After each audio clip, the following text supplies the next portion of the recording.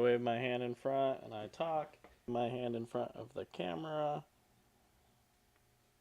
The camera sees it.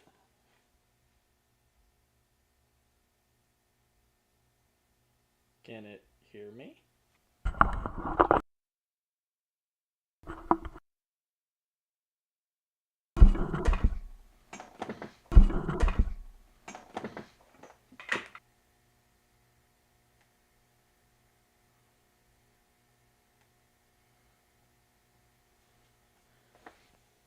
Wave and I talk.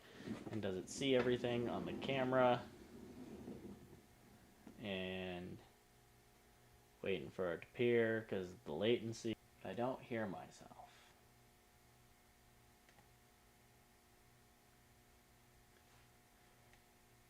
Oh, probably because it has different speakers.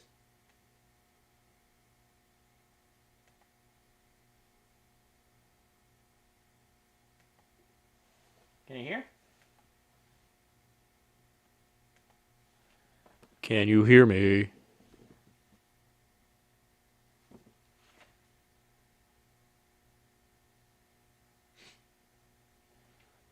I'll wave and talk so that I know that the audio and everything is synced up.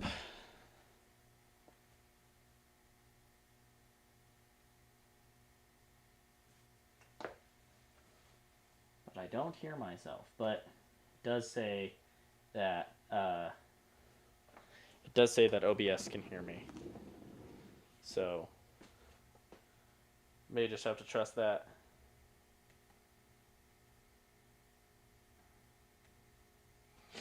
Okay. This should be fine.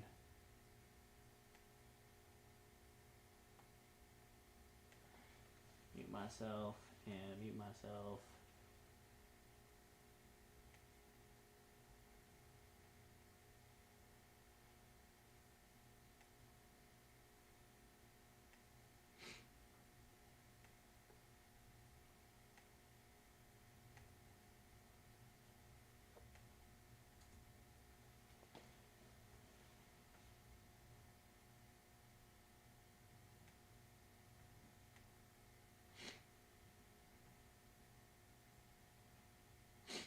Okay. It looks like everything should be working.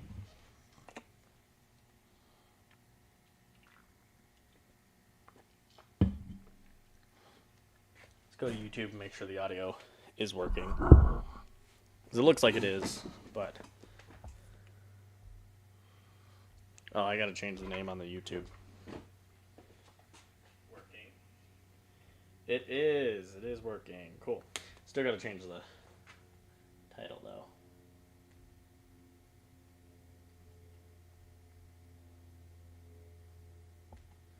Stream settings.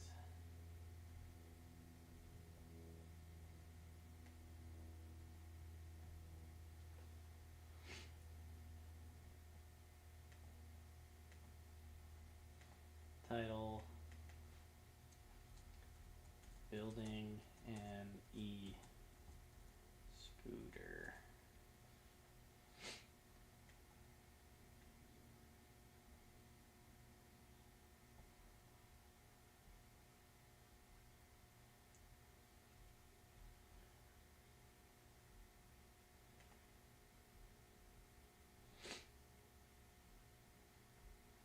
Cool.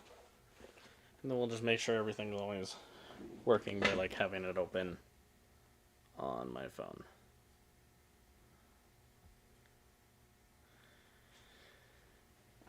We'll set that like over here. There. That work? You can see my hand in a second.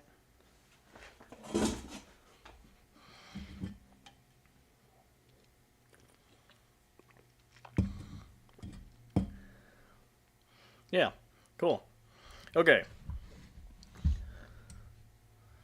So to start, I currently have the battery for the system. It's about 56% charged, which is fine, but I want it to be able to get to 100%. over the course of the stream and whatnot. So, the very first thing that needs to happen is it won't charge because it's not able to detect. So it has through the BMS management, which is the battery management system, it isn't able to charge because it's detecting lower temperature than what's allowed. And that is because the temperature sensor, what I have here on this soldering iron, not that soldering iron, or solder, I mean.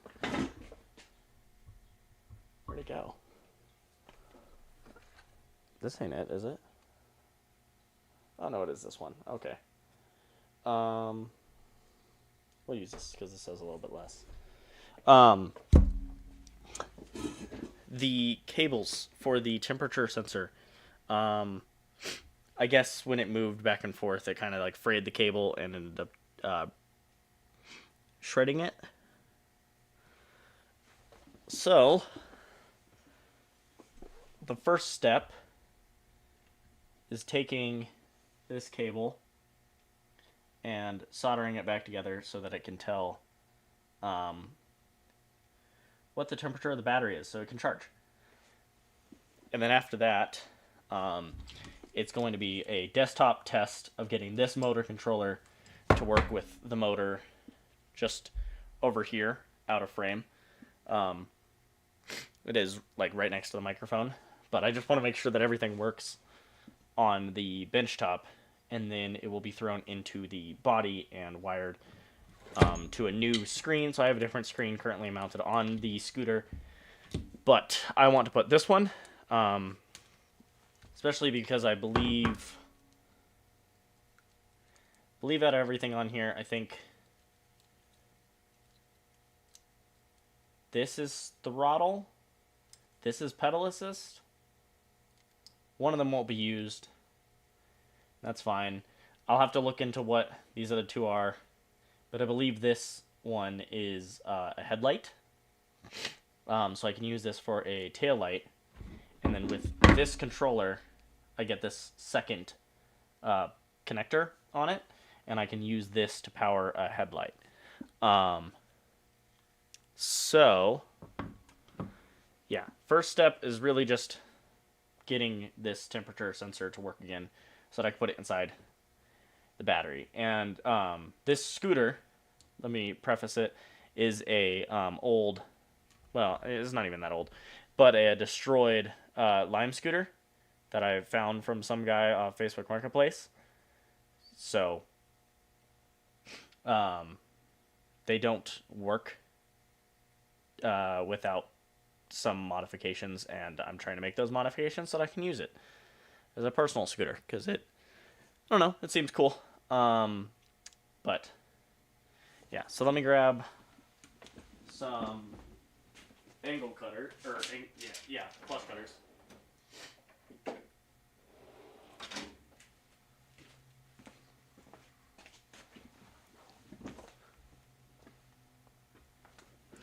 Some flush cutters so that I can.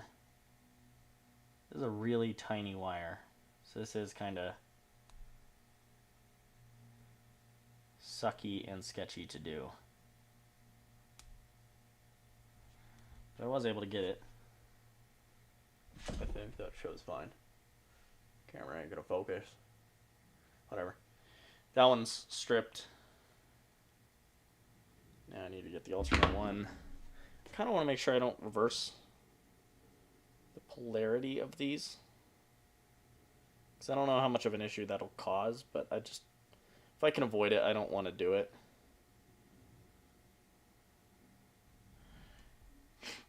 So I guess we'll do one at a time.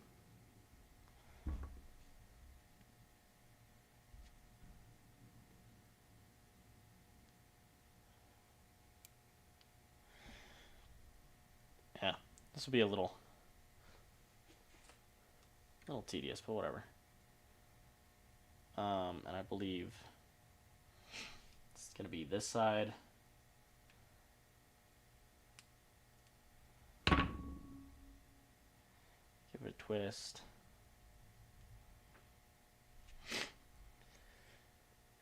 Now it should be relatively easy since I have these helping hands, but it's never really stopped it from being a pain for me before.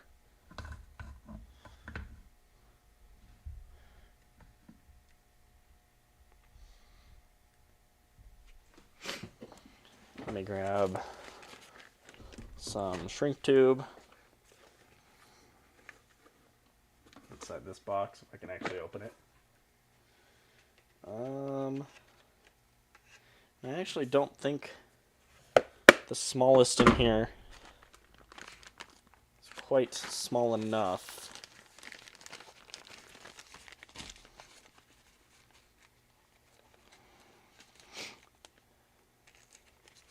Which may be a problem, but we'll figure it out.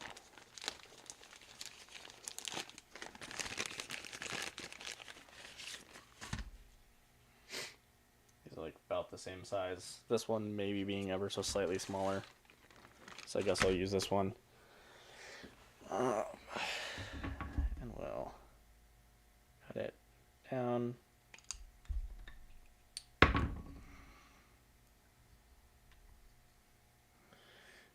Slide it over this guy.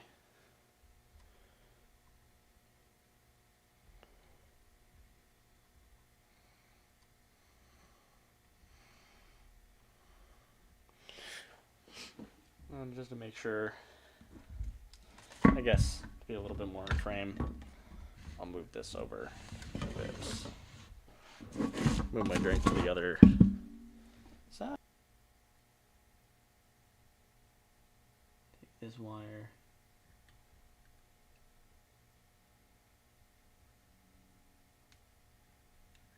It's not working how I want it to.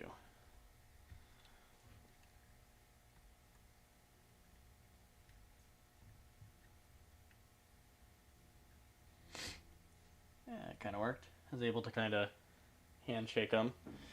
All right. The soldering iron to start heating up. Pull out the solder. This will be pretty solid. Let go of the gold. Still not quite up to temp, but that's about there.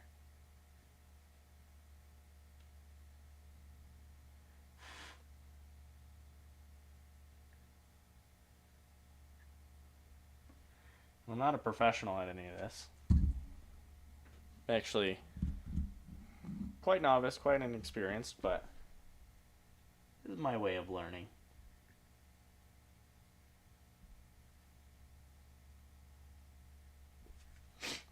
I think that should be good. It's kind of a ball of solder right over where they're like handshaking, so I'm gonna call that good. I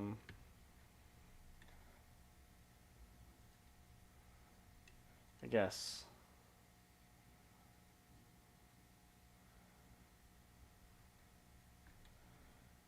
Yeah.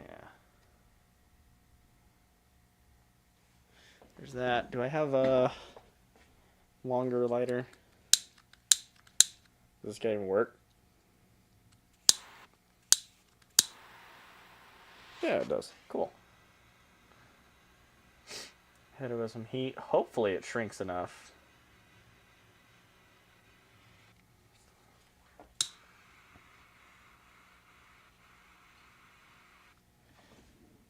I don't think it quite did, but that's fine. It's good enough.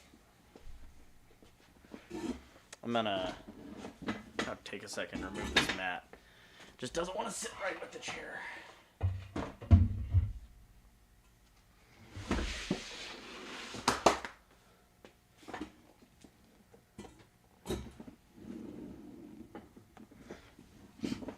Cool.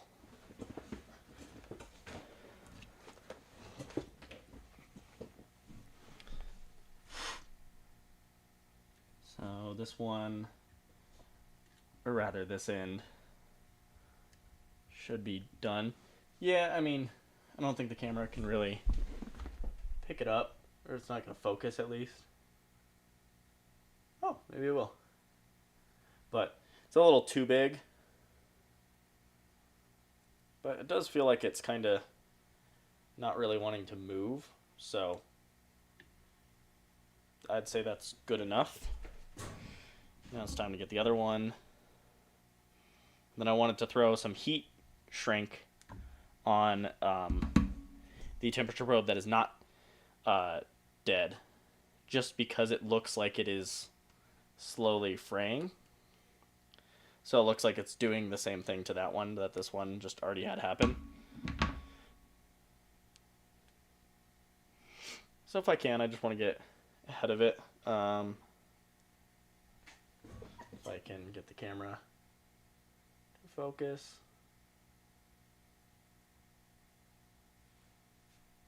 Yeah, not really. But either way, it looks like it's already fraying. I guess I can do... What did I just do with the shrink wrap? Okay, put it over here. So we only need ever so much of it.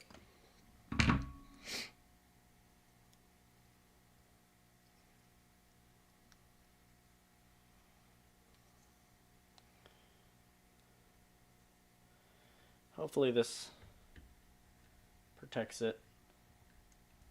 It makes it so I don't have to do this again. But if it doesn't, so well.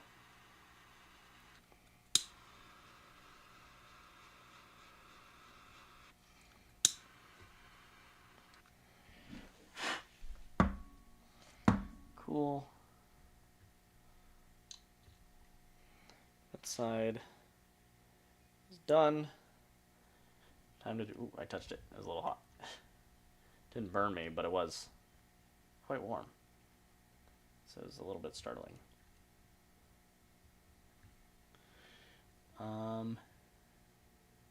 If I can kind of get these to do the same thing again.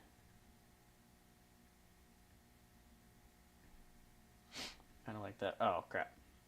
Never mind. Straighten out. Because I didn't put heat wrap on it.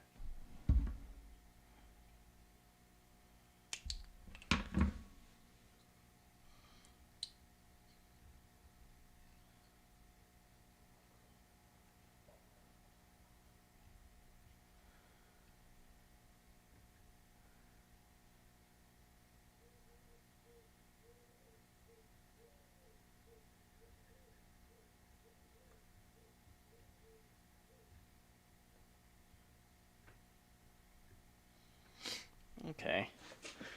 It looks like it should be good enough. It's quite hard to twist wires of this size, but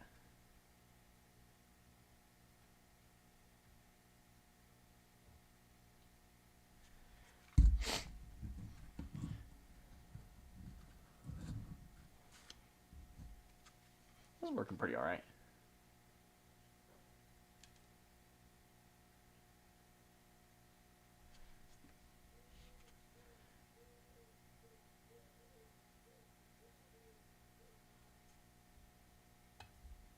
I don't think it should or anything, but hopefully this doesn't increase resistance or whatnot of the... Because I believe it's just temperature probes just to heat the end or something, and then air cools it.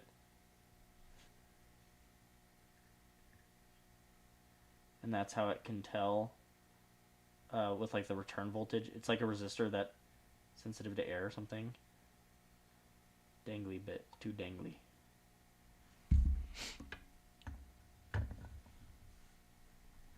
I would say it's good enough.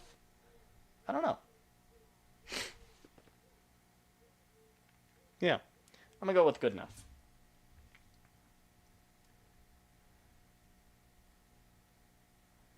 I'll put it to that side and torch it again.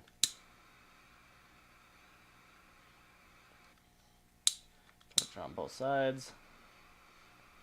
Should be the last time I need the soldering iron, at least for a while.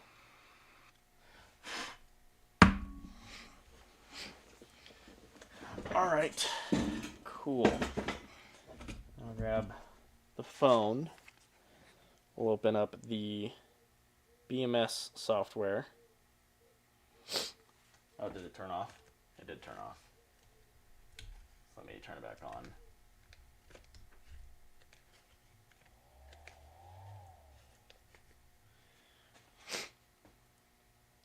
Cool.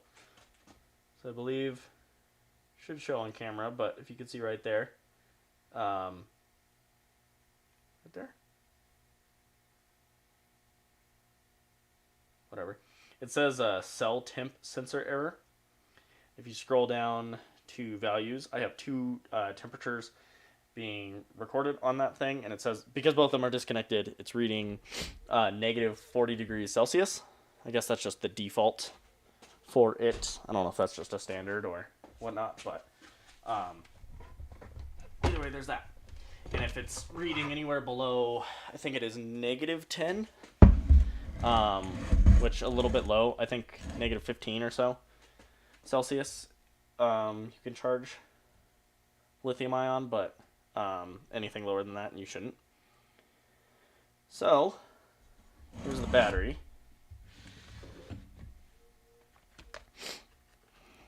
We're gonna install it. Let's unplug it from the chassis just so I can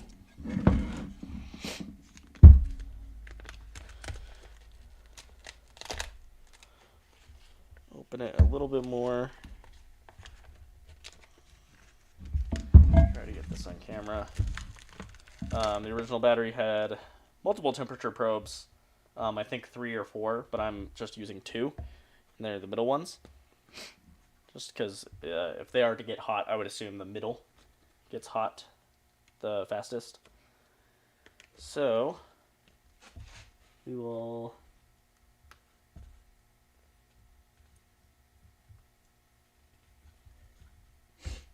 plug it into the controller. Yeah, it's working. Now it's reading both of them at 19 degrees Celsius, which is ambient. So then I will now take each of these temperature probes and insert them as far as they're willing to go in there.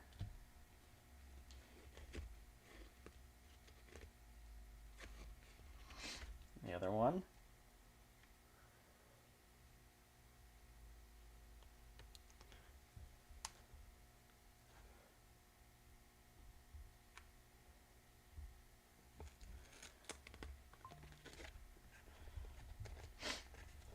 Okay.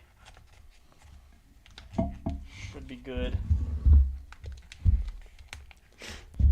Be put back into the housing.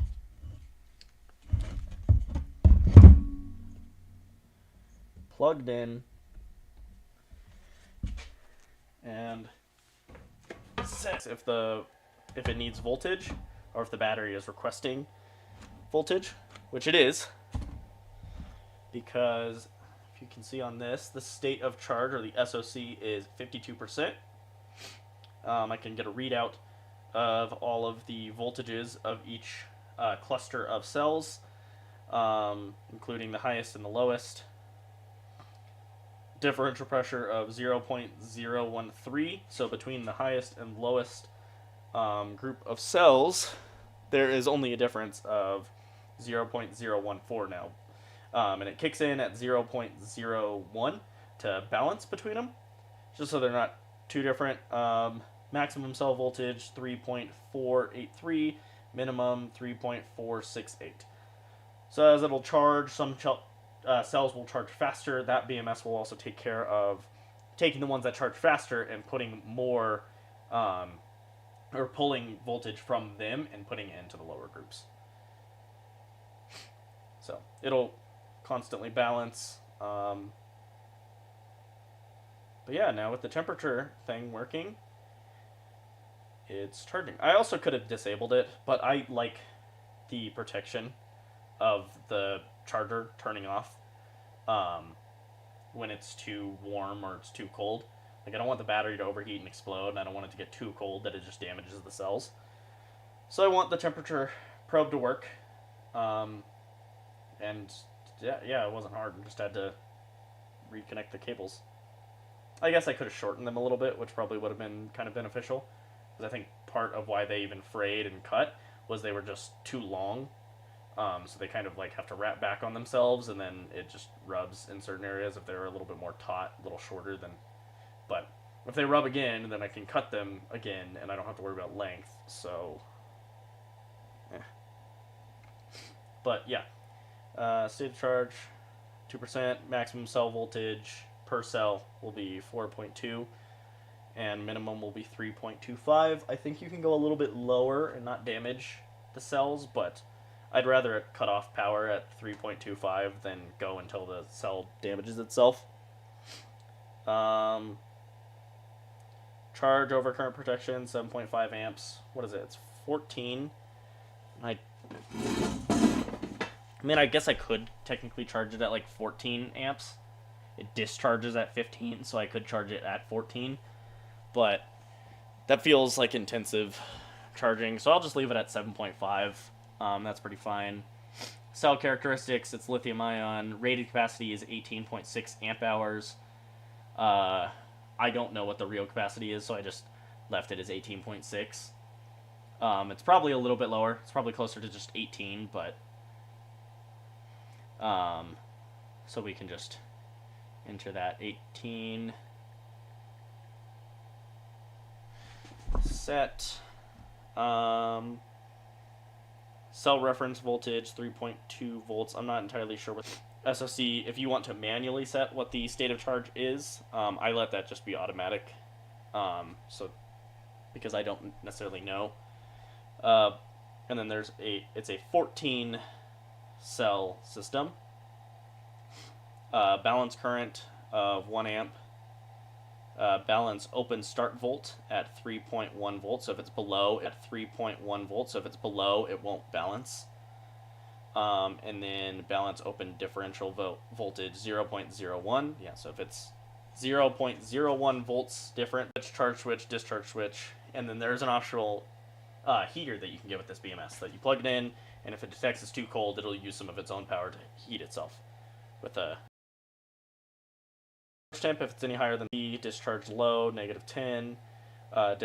Different temperature protect. So if one group of cells is 10 degrees higher than another group of cells, that's problematic. And then, not sure what MOS temp protect is, but it defaulted at 60, and that felt fine. Temperature, collect quantity, the two that it has. If I do get another temperature probe, I can connect it to it and then record more. But I just have the 2 for now. Protocol type, the names, Lime V1, because it's the first one that I've built. And then there's all that, yeah. And then it's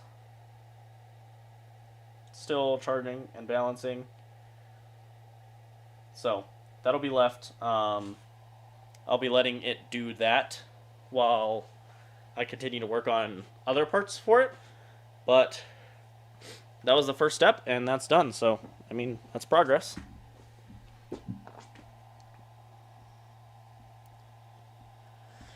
Which is cool.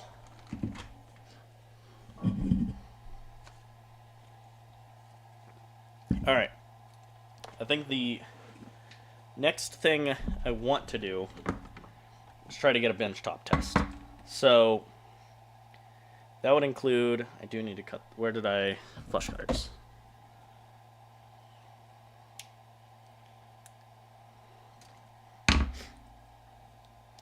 So, currently have the screen here. That will be connected to this 5-pin on the motor controller. It says that it's rated for 24 volts and 36 volts, and my system is a 48 volt battery. I did look into it. Supposedly, if this one does blow up, I will get a different one. But supposedly, this should be fine as long as the capacitors in there were rated for over 60. Because I think peak voltage on a 48 volt is 52 volts or something, 52.8. And the capacitors in here are rated for 60. The other thing to correct me if I say any of this wrong or any of this is incorrect, but even though it's not rated for the voltage, I can run 48 volts because the capacitors in here at peak voltage of the battery, which should be about 52.8 or something volts, won't exceed the capacitors on the board, which are 60 something volt. I don't remember exactly what it is. I did open it. I did verify. The other potential problem is the MOSFETs in there. I know because I took it apart. These hold them in. They're right here. The MOSFETs, being that they would be pushing too much voltage, could overheat. But from my understanding, that's more of an amperage problem than a voltage problem. And because to get the same amount of power, to get the same amount of wattage out of a 36 volt system as a 48 volt system, you push less amperes with higher voltage than you would with lower voltage. So they shouldn't be a problem, but they could potentially become a problem. But the motor I'm using is only 350 watts, so I don't think that should be an issue. It could possibly be an issue if I was running, and 350 watts is a nominal. Again, correct me if any of what I'm saying is incorrect, but 350 watts nominal. They can peak up to like 720, because what is that? That's 36 times 15. That can exceed that a bit.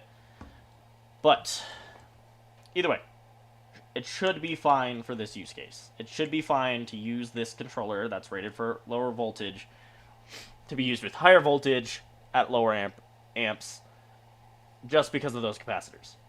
MOSFETs should be fine, pushing less amps through them. Rated current 7 amps, maximum current 15 plus or minus 1 amp. So, should be fine. Additionally, on the controller, you have the 3 phase wires. You have 2 power wires, the positive and negative, or positive and ground. You have a couple other things. I don't entirely know. I believe this blue and black one is a headlight, which it could also be used with a taillight. I believe one of these three-pronged cables is the throttle. Another one should be the pedal assist for an e-bike. I don't know what the third one would be. It could possibly be a e-brake. And then I don't know what these other two are. This 2-1 could also possibly be a headlight or taillight. I'm unsure. I'll have to check on AliExpress where I got it, but should be fine. And then off the controller end, there is a two-prong plug. This is also going to be a headlight plug. So I can run the one off the controller to the taillight, and I can run the one off of the display to the headlight. I don't think there's much else that I'm missing. I guess I'll show the... Damn, I really tightened the vice grip. So this is the motor that I'll be using with the scooter. Tire size 70, 65, 6.5. So it's 6.5 inch tire. It is haulless. So I think that's another important thing to mention, and why it's taken me a little while to get this project done, is this is a sensorless motor. So there's no Hall sensor, which just it basically tells the computer what position the motor's sitting in. This motor doesn't have that ability. There is nothing there. So from my understanding, is it, and this could be entirely wrong, but from my understanding, the power on the three-phase wires basically take turns, one of them being a positive, another one being a negative, and then it'll swap. Positive to negative, positive to negative, positive to negative, and it will just keep doing that to switch polarities of the magnets that are internal and pull the motor forward. That can be wrong, but that's how I've kind of understood it. This doesn't have a Hall sensor, so there's no little extra piece in here that I don't exactly know what the Hall effect is, but something to do with as the magnet or the motor passes around it, it detects where it is with that. I'm not entirely sure, but yeah, I believe with this, it basically feels the feedback, because if you turn a motor by hand with a battery connected, it acts as a generator. So if you connect this to the battery and you spin the motor constantly, then it would charge the battery. I believe that small feedback is how it can kind of estimate the location of the motor, and it can guess which is best to which one should be positive, which one should be negative to send power. Could be wrong. Doesn't really matter. All that's really important is this is a sensorless motor, and this is a sensorless controller. If you buy a censored motor or motor controller, it might just dump a bunch of power into it and then blow itself up because it's not being told anything about, hey, cut back power, you're sending too much power. It receives too much resistance. This blows up or this blows up. Something blows up. This one is designed to be capable to handle this motor. Regardless, between this and between this guy, I need some kind of adapter. I could cut this, but the idea is I tend to kill these more than I've ever damaged these. So I like to... I either like to modify the controller, or I like to modify... or I like to build an adapter. And I did already build an adapter. It is currently in the scooter. It was working with a very throttled, sensored controller on another sensorless motor. So I do need to pull that so that I can plug this in to this. And then I need to modify this charger, or the power port, to work with... So... yeah, I need to take the battery sitting in the charger, because there's two cables that come out of it. One is for charging, and the other is for operations use, discharging the battery into the motor controller to power the motor. I need to pull the adapter I have out of the scooter, plug it onto the battery thing, just so I can have it all here. I could... actually, that's probably what I'll do. It's probably easier to just pull it out of the scooter than trying to adapt that one, but either way, we'll get that done. First thing first, I gotta pull the adapter out of the scooter, which shouldn't be too hard, but it might be. Unsure. Let me angle the camera up a little. So everything I should need is inside that scooter. Because I do have it currently working. I would show, but I have the battery on the... I have the battery on its charger, and... well, I don't feel like setting it up. But either way, damn, no chats. Everybody's in here and nobody wants to say anything. I do see that people pop in every now and then. I appreciate you guys watching the stream. Even if you don't interact, I appreciate it.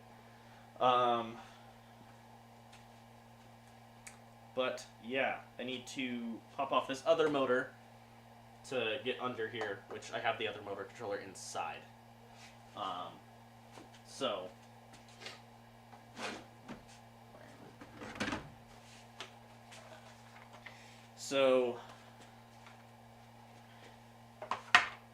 where is it?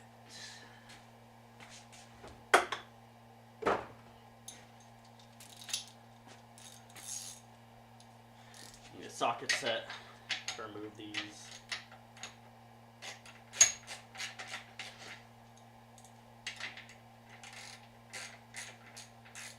I guess I could be using a drill, which I'll be doing now.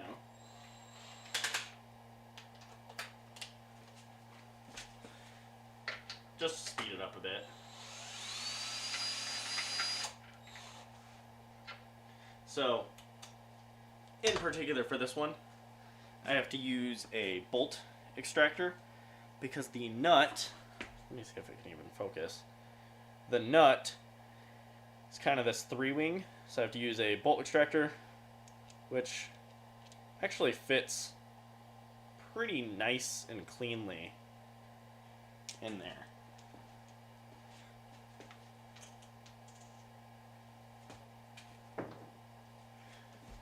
I just got to do that for both sides.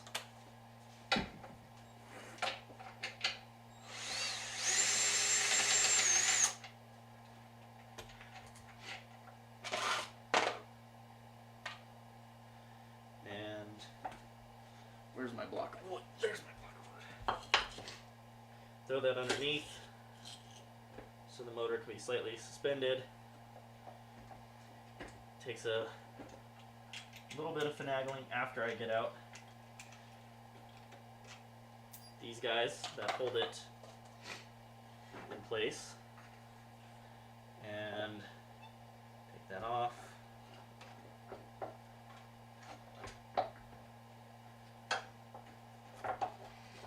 If I can disconnect the drum brake.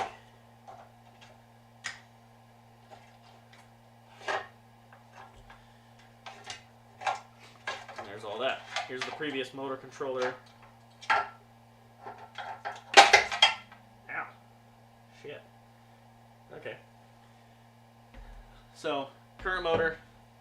This is the adapter I made just to plug into the standard 3 ports on a phase wire. I have the blue one, the yellow one, the green one, using sacrificial parts. And then for the other end, the part that connects to the motor, there's that. So, don't know what else is necessarily needed. Oh, no, I do. So, I can get it to stay on because I don't want to damage it. I have the power cable.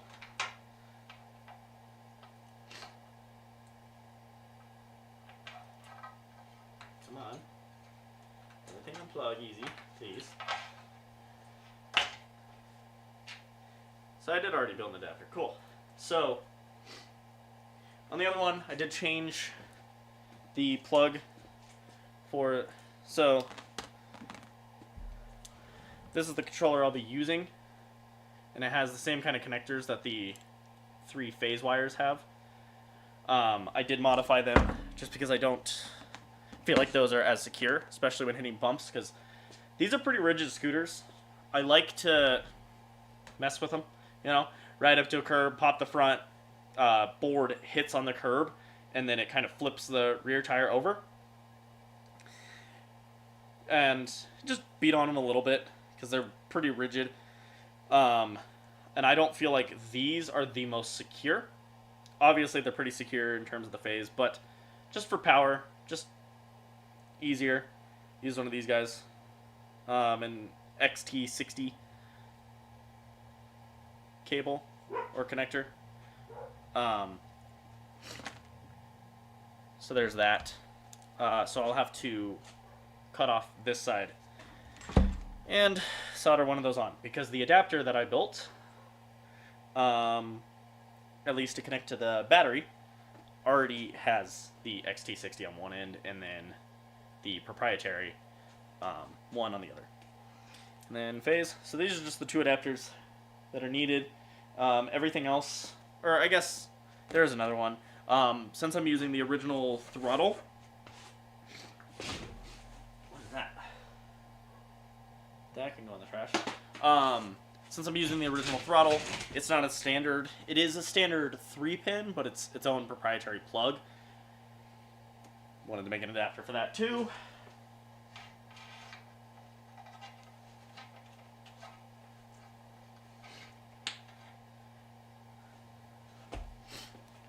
So it has a 6-pin in there. 3 of them aren't being used. The other 3 terminate to a 3-pin. I believe they're called SP plugs.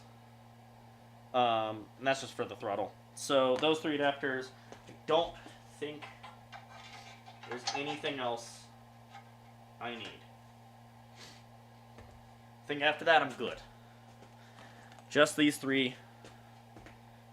I'll have to disassemble that other scooter, or not the other scooter, but the scooter.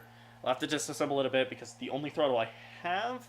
No, I do have another throttle somewhere. I do have another throttle. I'll have to go grab that. But I do need to disassemble it partially anyway because I need to take the screen out of that and put the screen of here on it. But that's after I test it, after I make sure it works. Yeah. So,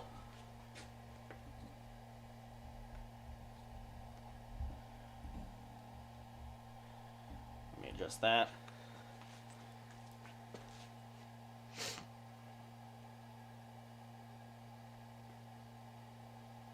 Yeah.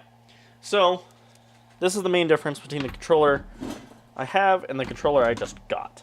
Is this 6-pin plug. This is a Hall sensor. This is what tells the motor what position it's sitting in. This guy doesn't have the ability to relay that information, so I can't use it. I can use it because I limited the amount of amps that it can go through, so it won't blow up this and it won't blow up this, but I want to be able to roll onto the throttle because currently I had to blip it so that because it would ramp and then it would drop and then ramp and drop and ramp and drop. I want to actually just full throttle and get full throttle. That's the goal. This could be used for a different project. This could be used for a motor that can actually tell where it is, such as like an e-bike that has a Hall sensor or another smarter scooter.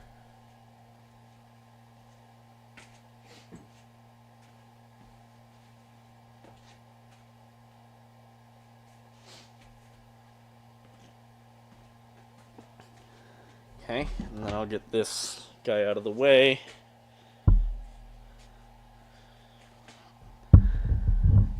And then it'll be in a little bit. Damn, I did not mean to just hit my laptop like that. But I do have the motor over here in a pair of vice grips, just so I can have it spin and not have to hold it or balance it or something. But this guy will plug into the 3-phase wires.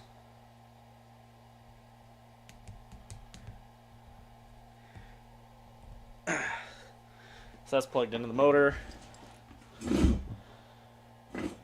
The other side, that's yellow, so yellow to yellow. Blue to blue.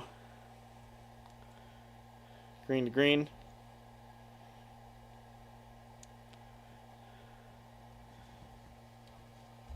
I can turn it a little bit more.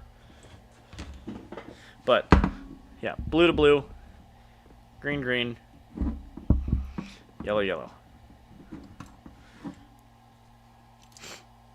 Screen is connected. This will be for the throttle.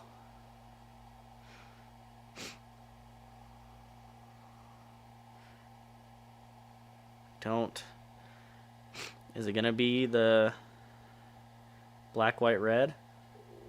I'll have to check, but I am gonna go grab that other throttle real fast. Yeah, so I'll be right back.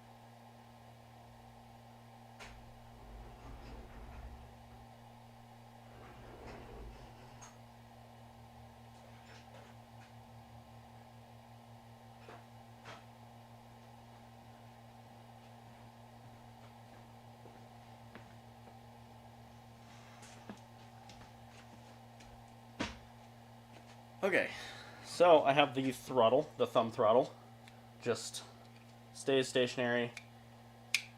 Let me twist. It is slightly different from my adapter because I believe this 3-pin and this 6-pin, there was only a long cable of this, not of this. Because the old controller sat, for how they typically work, they sit like right in front of the throttle. I needed this to run all the way down to the board. So I may have to rework that. That's not a big deal. That shouldn't be an issue. Let's check the battery. Let's see how it is doing. So it's up to 56%. It was 52 a minute ago. Temperature 1616. So I think it's still sitting slightly below ambient because I think ambient was 19. It's at 1616. Or 19 actually might have been just because it heated up a bit with the soldering iron. But total voltage 49.9. Lowest is 3.573. Highest is 3.565. Or sorry, I have those reversed. Cool.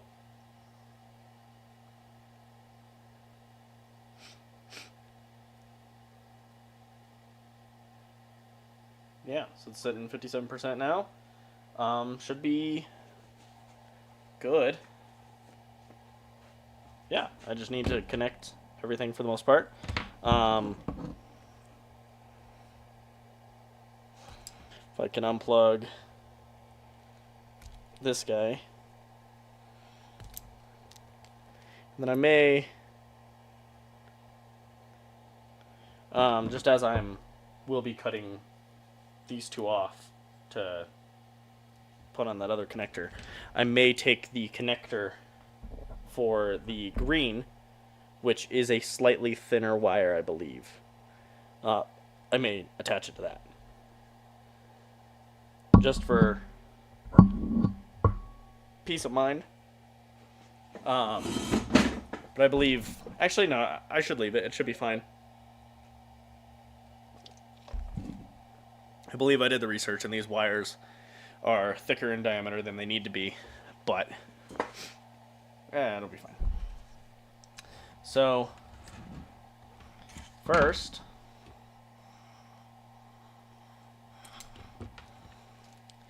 I need to cut the red and the black.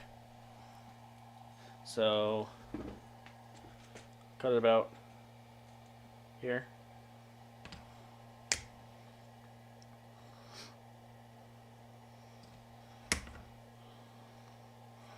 Yeah. So that gives me enough that if I decide to do something with this other end, I can still solder onto it if I decide to attach it to that green cable. And then the female plug on the black and if it'll go in focus. Yeah. Cool. That should be good.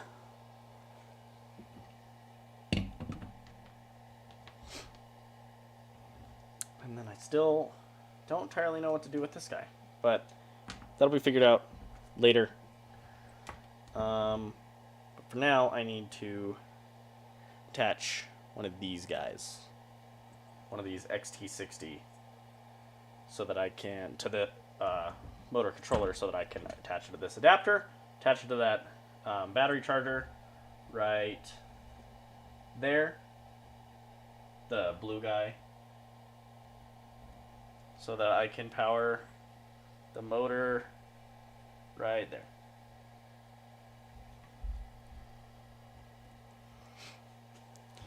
Should be good.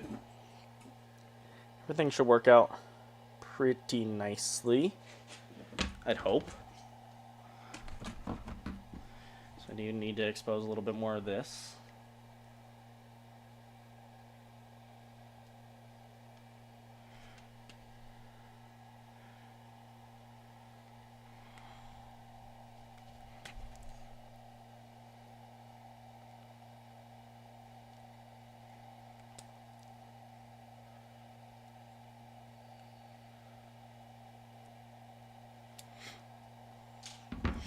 Cut the rubber off the negative.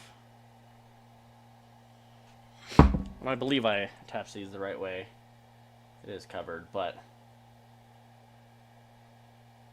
no, I did these reverse because red is supposed to be the square side, but I did red on the keyed side. So just have to keep that in mind when I built this. But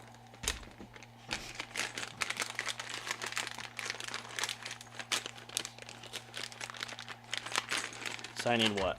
I believe these are counterintuitive, that the one that slides into the other one has the pins that be slid into, so even though this one goes inside of this one, the pin goes inside of that one, so this is the female. Yeah, XT60HF, the other one's HT60HM, so this is the male, this is the female. Positive goes on the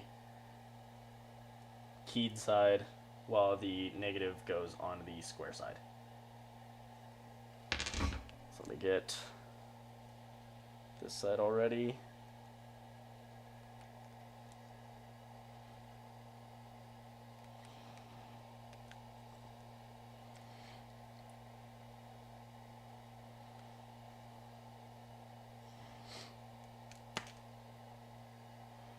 Cool. I'm not using a proper wire stripper, so I do have to be careful when I'm cutting into these that I'm not damaging strands. Which I think I did a little bit there, but not substantial enough to worry.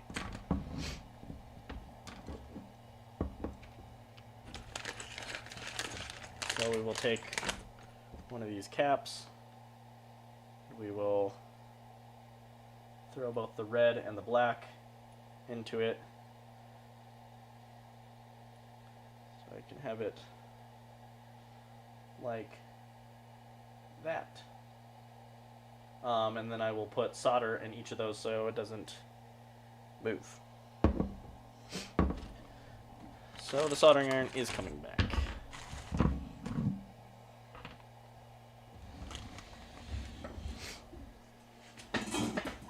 I don't know what I did with my roll of solder. Oh, I did put it back. Okay.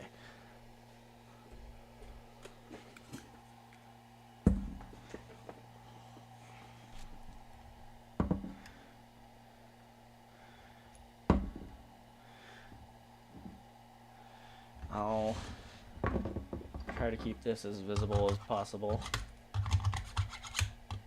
The solder fell on top of that. This does have a like wet tray. I'm not a professional solderer, so I don't really know how I'm supposed to use that. But there's that.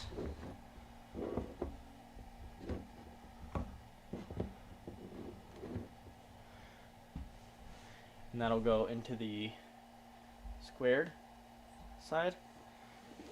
this view it all right? Yeah, this views it. Yeah, right.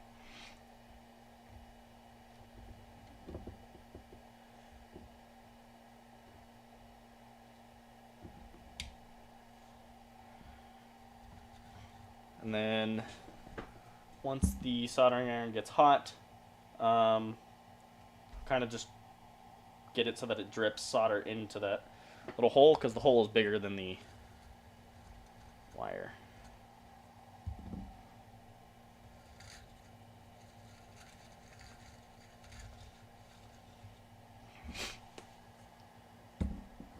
Is it melting yet? It is melting.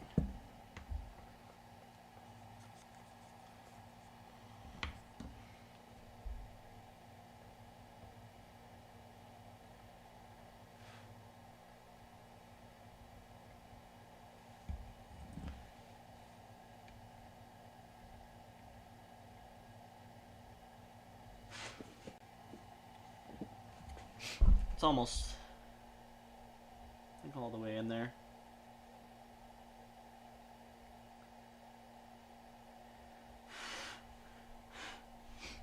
Cool. Looks like the negative line should hold. So now I will release it with that helping hand and take the red wire, set it in there. It doesn't even look like I need to have the helping hand hold it in there.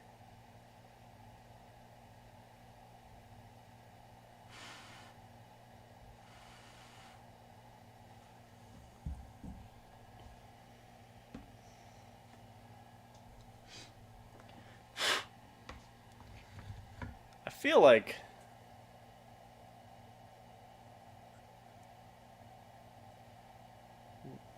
Rosen core. Yeah, I feel like this solder, the thicker gauge stuff I have, might have something in it. So it feels different in my nose. But either way, that should be done. Let me grab some pliers.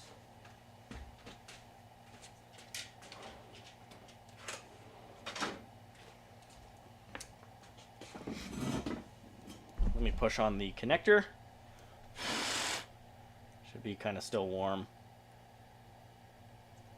every time I've soldered with it. Yeah, so this connector, or the cover, is loose, so I just need to get some leverage, and then using, is it still hot? Yeah, it's warm.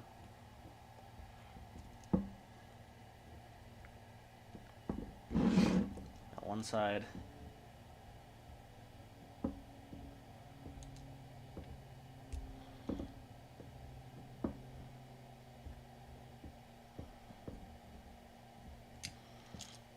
Come on. Snap on. There we go. So I am seeing one problem, is I guess the positive side didn't sit low enough, so some of the wire is visible. That's not really an issue. Well, it might be if this stuff is all expired, but I have some liquid electrical tape. So we'll just dollop a little bit of that in there. Every time I use it, it kind of seals itself shut. I have to use vice grips to get it open, but either way, it looks like it might not be usable. So it may just be a standard electrical tape job. Yeah, this is supposed to be liquid and gooey, and it's solid and squishy. I think the whole bottom is. I have a brush here, so I'll try stir it, see if there's some underneath. It looks like no.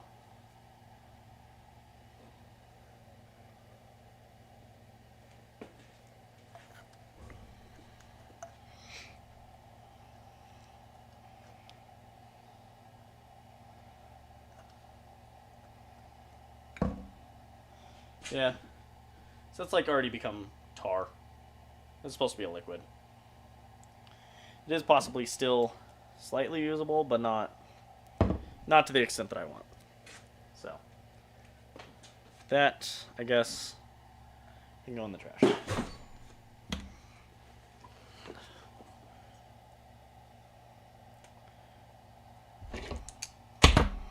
Now I got it on my finger. So it is still slightly tarry, but... Alright. To the alternative. Electrical tape.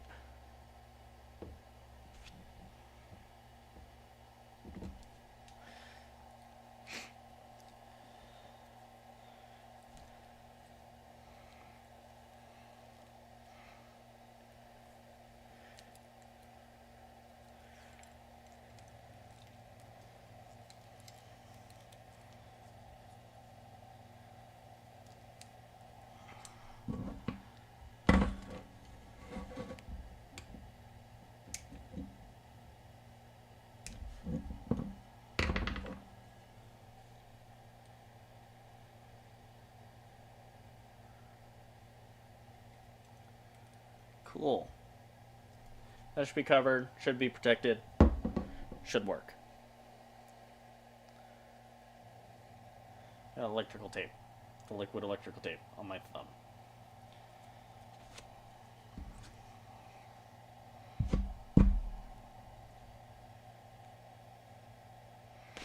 It's only slightly annoying. Right. Red, keyed. Plug together. Works. Awesome. Controller to controller. Or controller plug to that, rather. And let me make sure all of this is actually like visible.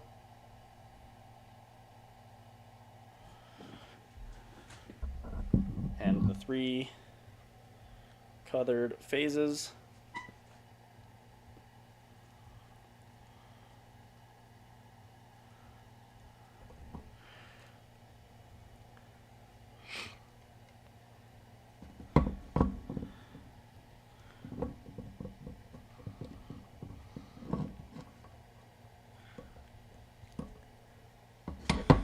Cool.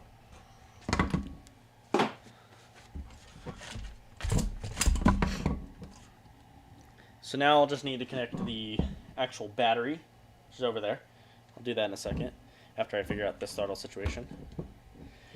I'll need to check the page and figure out which one of these cables is actually the throttle and what the other ones are. And then connect the throttle, connect battery. Should be good, should be working. And it's great, because I've already looked at the AliExpress page, and it has a manual.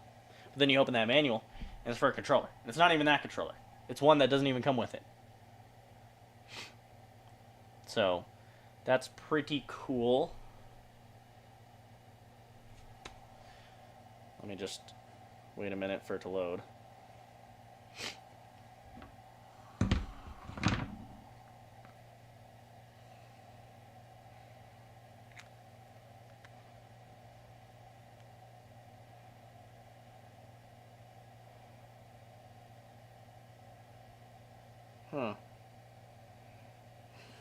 So that just might be SOL. Because I have the whole thing. There's all the different controllers that you can get. Which I believe this is the one I got. No, that's with Hall sensor. It's like the first one or something. Sensorless. Yeah, TO6P. TO6P, yeah. 15 amp square controller. Sensorless. For 250 to 350 watt sensorless motor.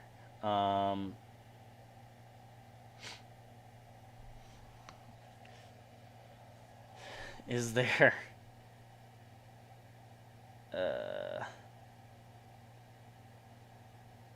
poor manual? Yeah, somebody product from good quality wiring. Maybe one remark: make a manual available with the color codes of the wiring. The manual provided was for another device. Nevertheless, the color codes are standard and match with my wheel motor and display. Okay. So, think that mostly tells me that because they're standard, that the throttle is the black, white, and red.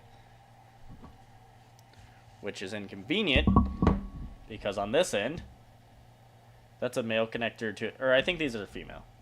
Female connector to female connector.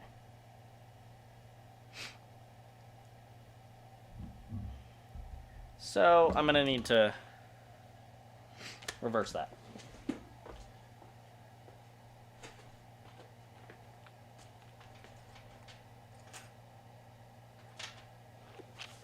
Which I do have the kit to do such.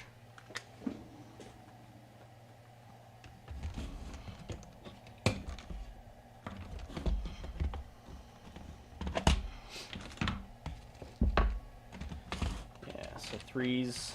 I need a set of threes, or I need 2 females, because I'm just going to plug an adapter into an adapter. Because, where is it? This guy has already worked with a different controller, just because they chose to do it different. And it is how it is.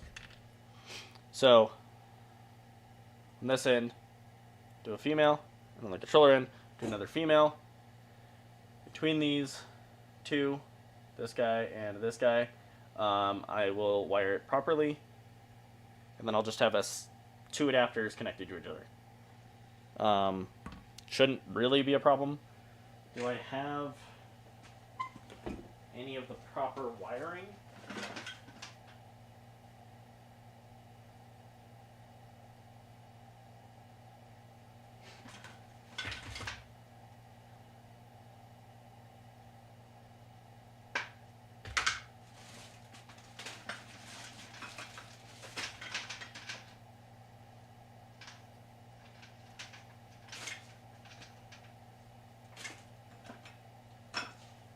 Let me set these here for a second while I look.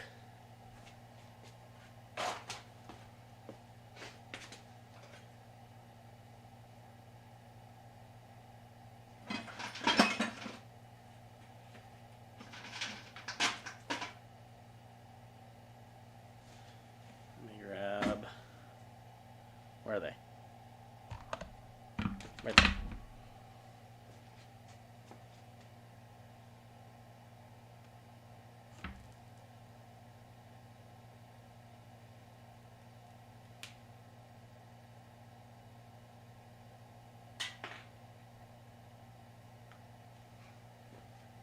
Just check what, yes, it is just 3. Okay.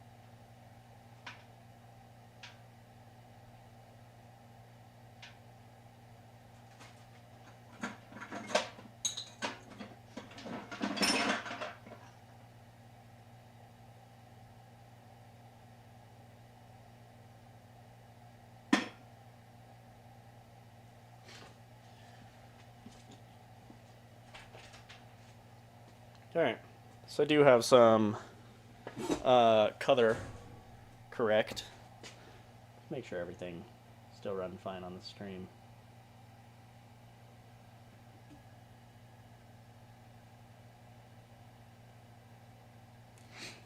Yeah, I think it should be. Color correct. Black, red, white. If it'll focus. That should be... Right, where did I just put that wire stripper? Did I put it back over here? Doesn't look like it. Yeah. Found. Okay. Take this other connector I have.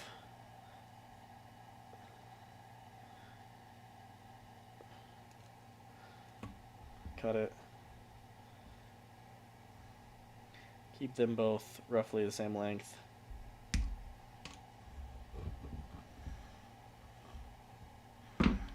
Cool. And both those can go over there.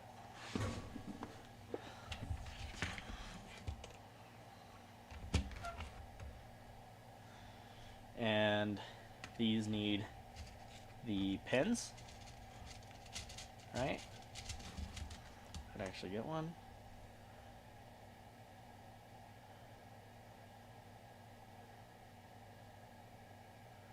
Yeah, so these need the pins.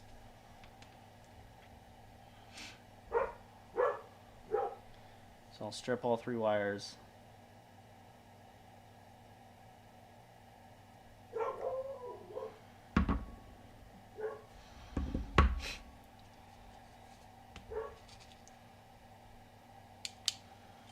The pin ready.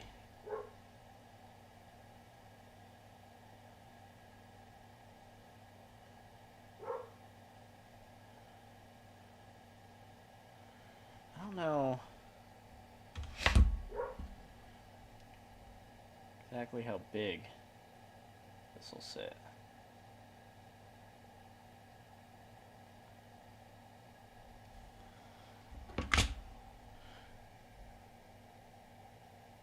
Put it in there. I guess I can start with the biggest, and if it's too big, I can step it down kind of easy.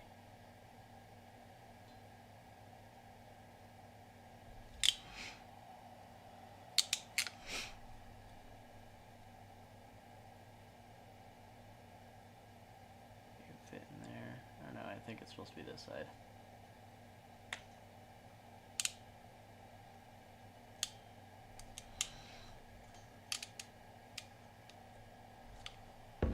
Yeah. I think that's right. Now from the other side. Strip the wire. Twist it so that it holds itself better. Get a pin. I believe all this should be visible on the camera. Set it in there.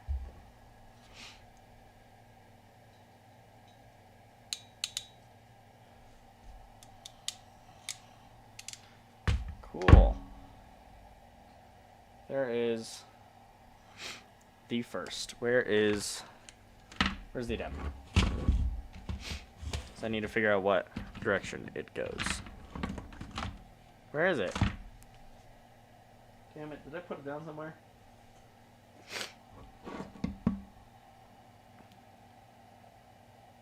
Where's this guy? Oh, that means I totally threw it.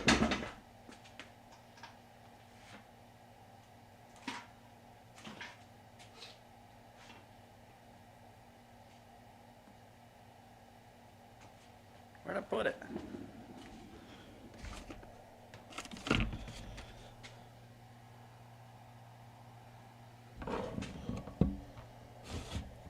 Where did I put it? Where'd I put it, chat? Did I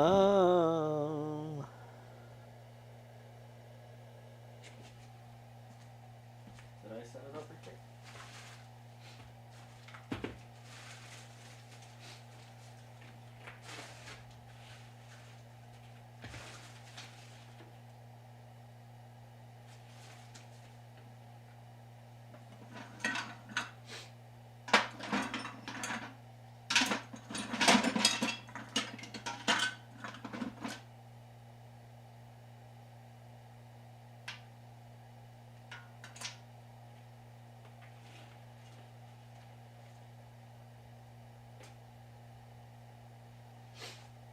Damn it, where did I put it?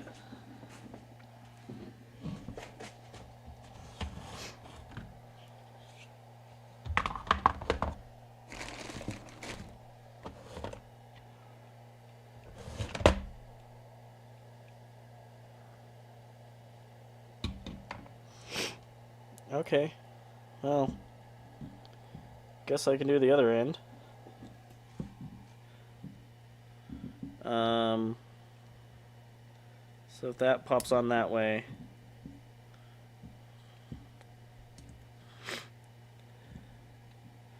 then it needs to be red. This furthest side.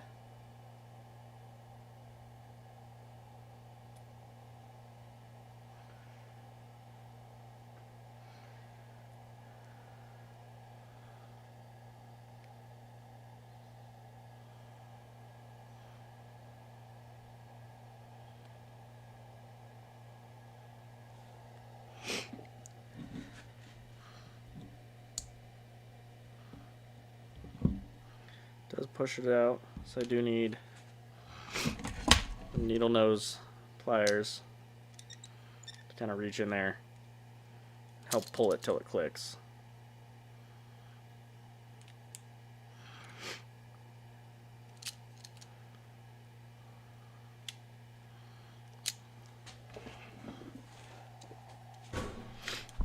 I really don't know what I did with that adapter.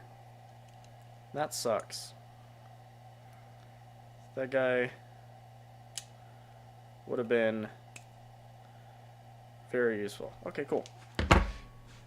Got it set all the way in there.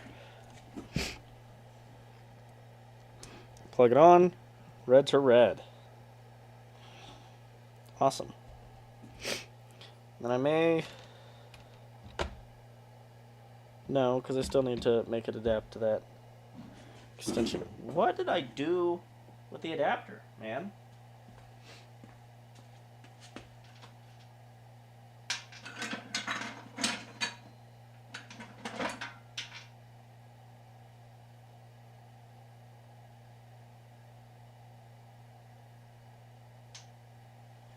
Okay.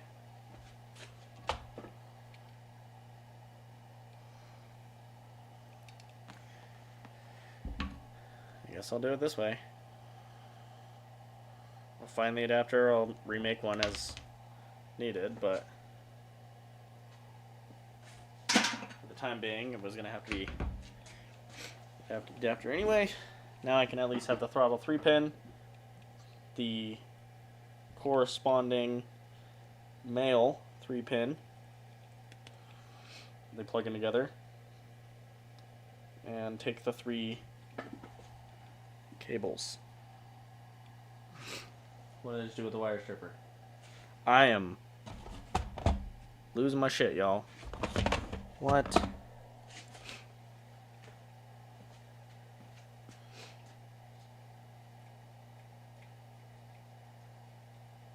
Where did I... Oh my god, how am I doing this? It was right next to the camera. Okay. Throttle over there. And I think I could already kind of tell it's maybe slightly a problem. And I figured it out before. That's why I wanted that adapter. This has 3 wires, which we know. But instead of being in red, black, and white, it's red, black, and blue. So I think we just take the blue and make that white. I think that's all we really have to do. But, yeah. Oh, and then I screwed myself because I need...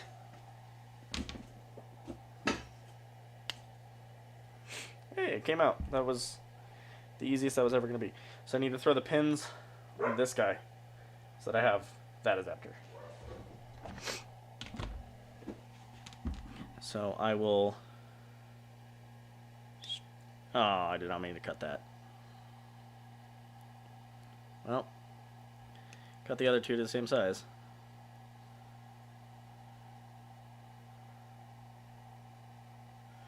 And cut red to the proper size.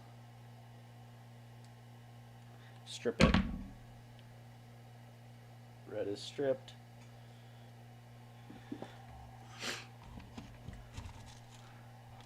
Put new pins, or rather put a pin. Actually, it would help if I got rid of a little bit more of the overall sheathing.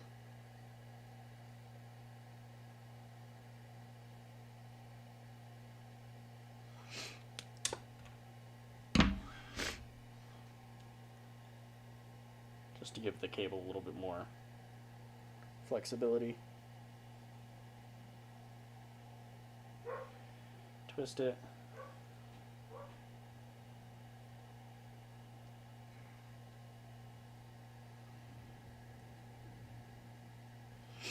Insert it into the pin, kind of.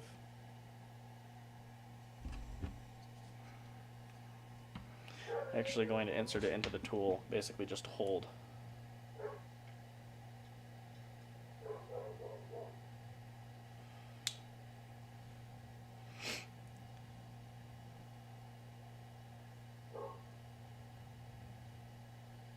It's in the tool.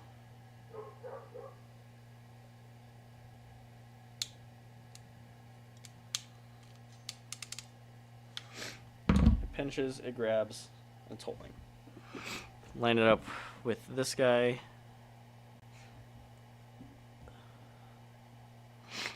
Red. This far end.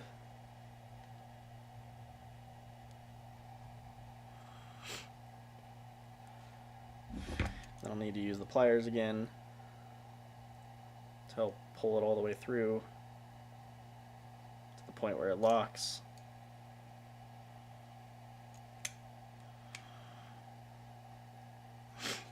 Awesome. And the first one's in there.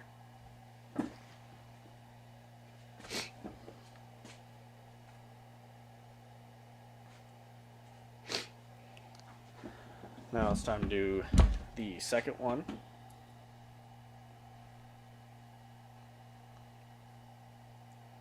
Which will be the white wire, or in this case blue. So I stripped it, twisting it so it doesn't fray.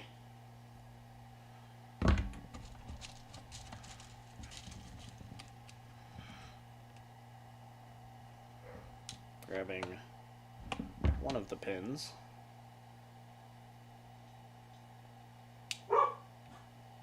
Setting it so the tool holds it. Inserting in the blue.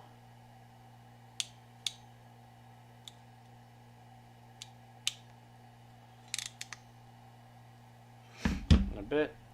It's holding. Cool. And then that corresponds with the middle wire.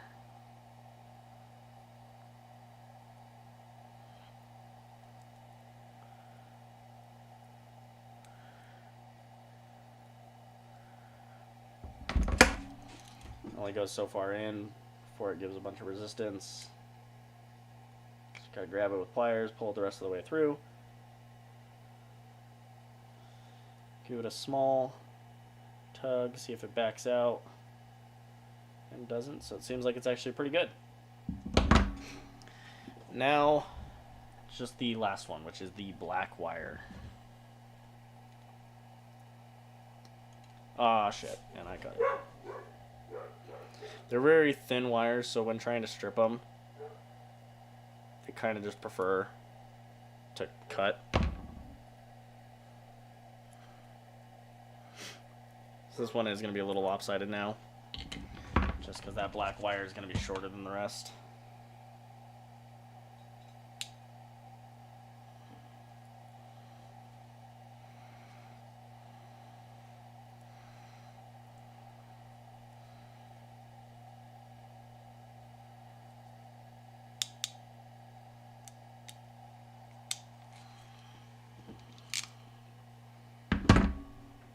Cool.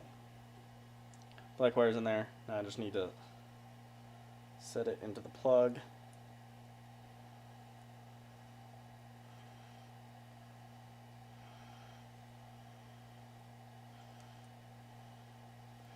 This one will be a little bit more tedious, a little bit more annoying than the other two, just because it's a little bit shorter.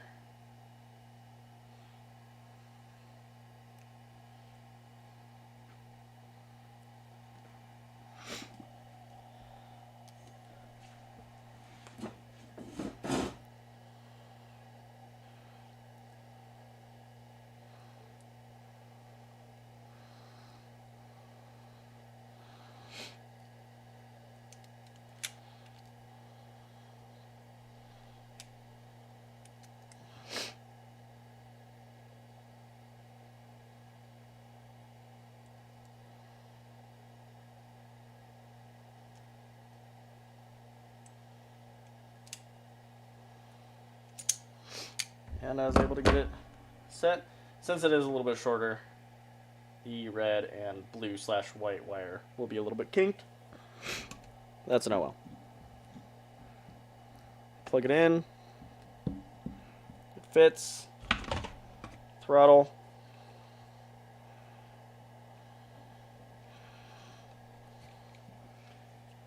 It's connected. Cool.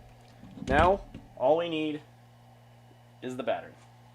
So I'm going to start first with disconnecting that charger.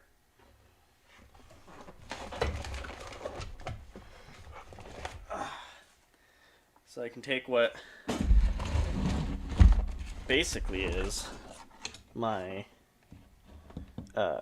charger box.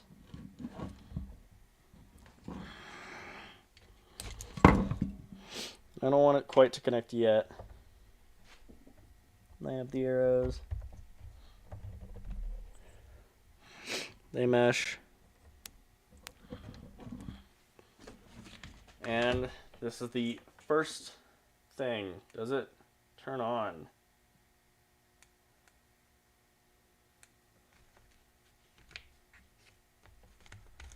There is something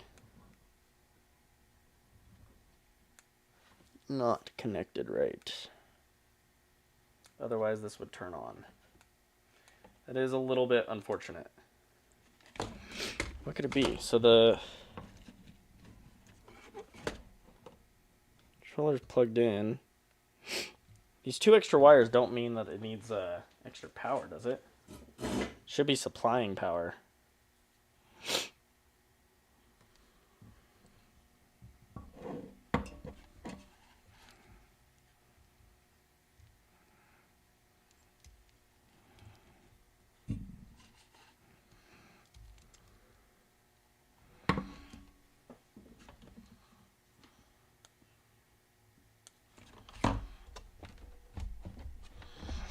Is that fully in there?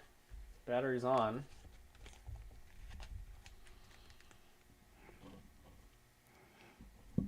It's all connected. So why is it not turning on? Does it need?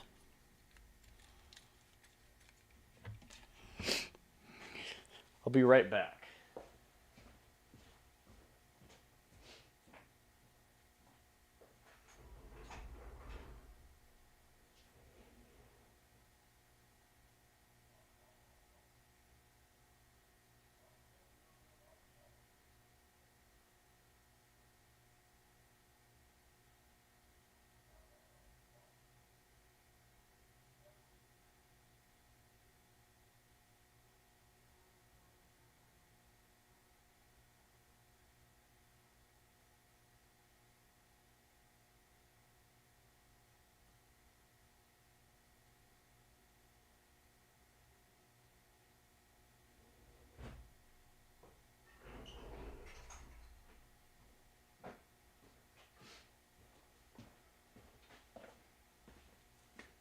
Alright. I didn't find the plug I was looking for, which is a little inconvenient. I can ultimately make one, though. It's basically just to bypass that controller to make sure everything else is working.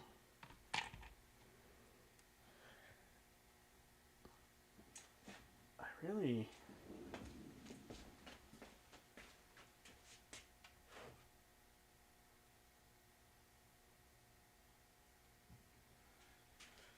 I guess I'm just like losing my shit today, y'all.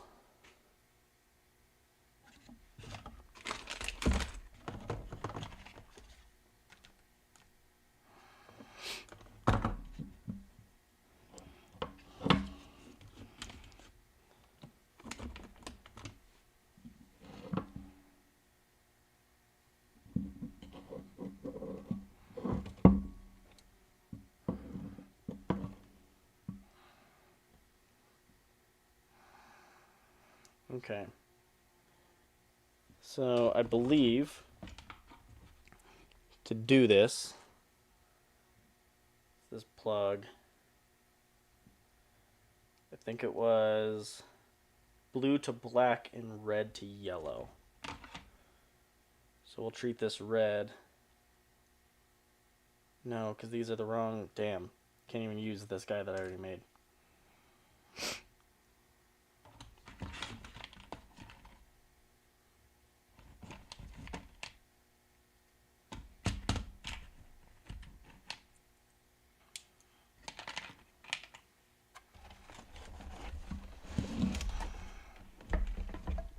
Maybe if I reseat the battery?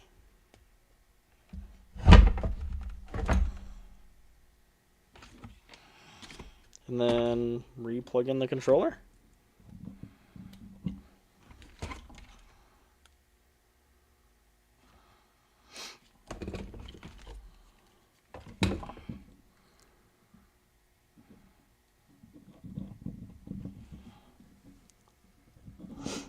Well, that's quite unfortunate.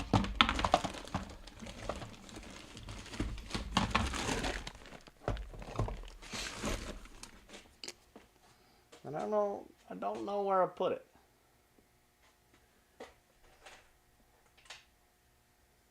It's not great.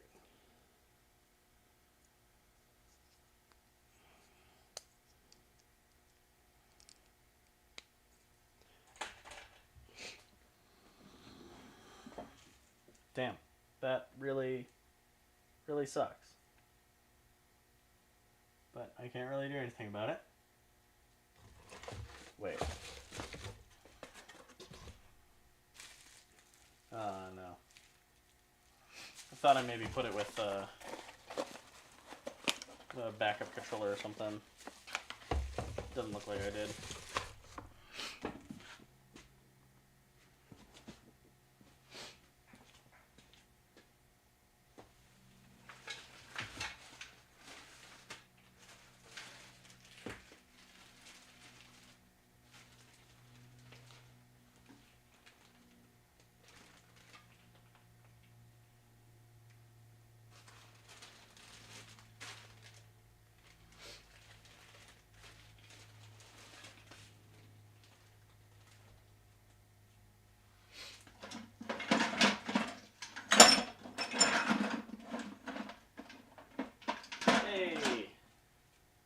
I found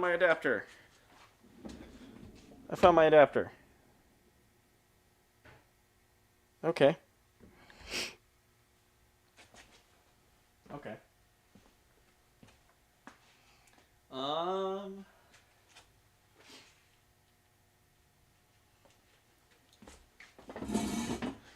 I guess I find out.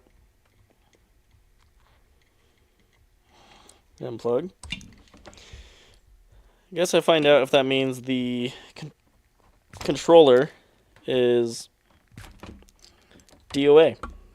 Dead on arrival. By testing it with a different one. So hopefully this guy's not dead, because I've been waiting a while for him. But, it might be. Yeah, see? And then this one. The throttle. It's reversed. It's a female plug.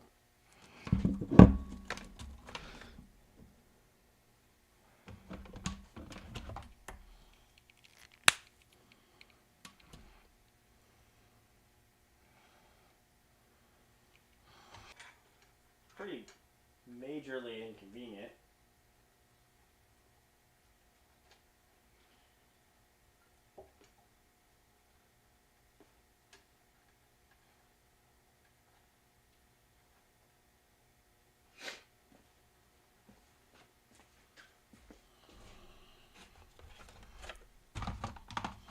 I'm trying to make myself a little bit of room. Ah! Son of a bitch.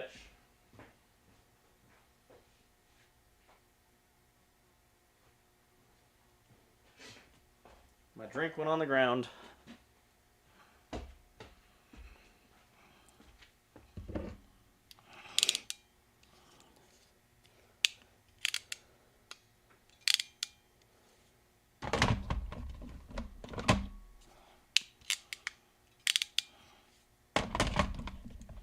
that doesn't happen again.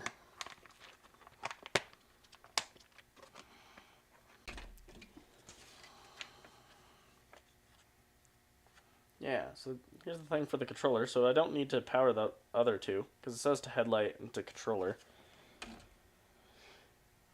So I don't need to power it.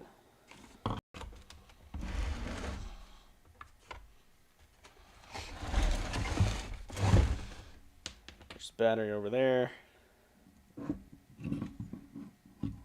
Connect the 3 phase lines.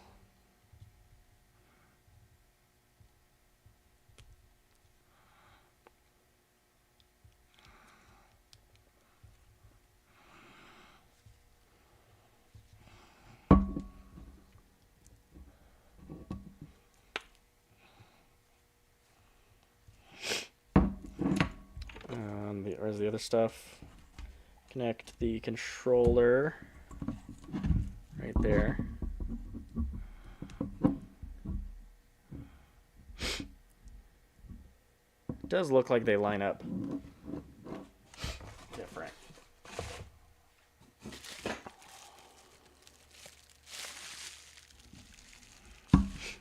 Red to yellow to blue to green to black. Is that the problem with the other one?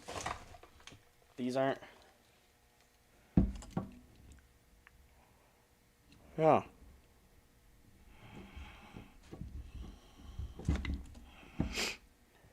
Okay, so it does look like that might have been the problem, because black's in the middle on this controller. So if we're going left to right, red, blue, black, green, yellow. On the other side, going left to right, is black, green, blue, yellow, red. So I just need an adapter. Again, another adapter.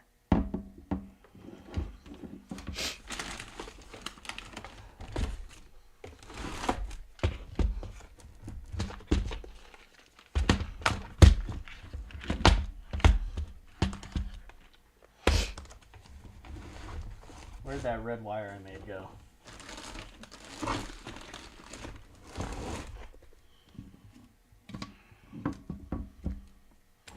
Whatever, I can make another.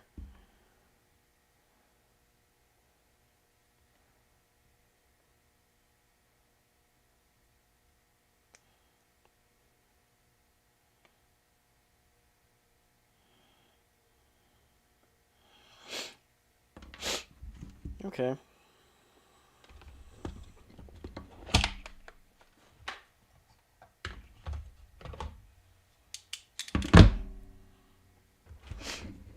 Threes.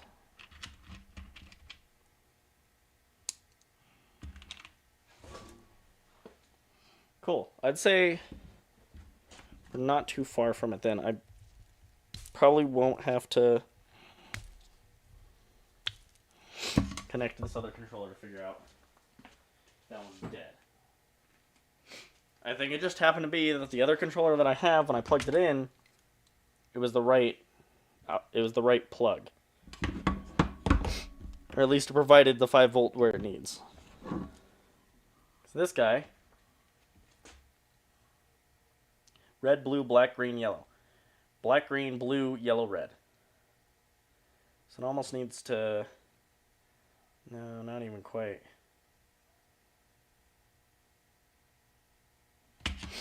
Sorry, what is yellow? Yellow is data TXD.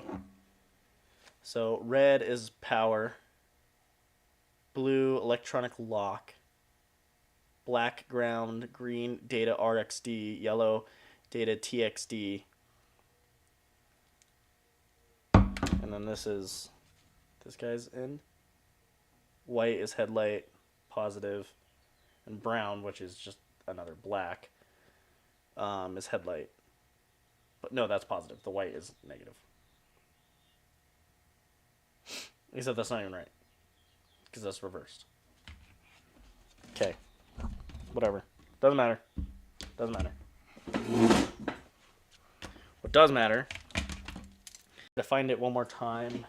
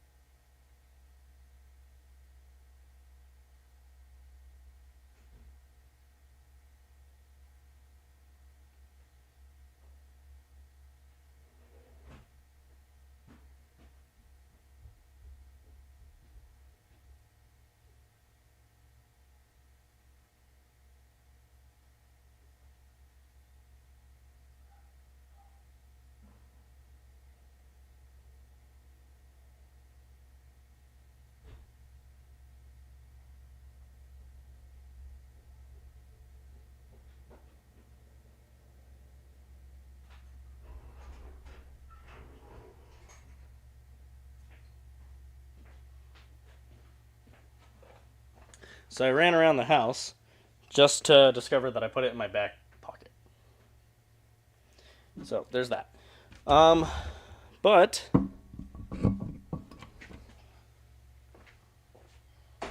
that does mean should be able to get everything to work. So yellow to black, red to blue.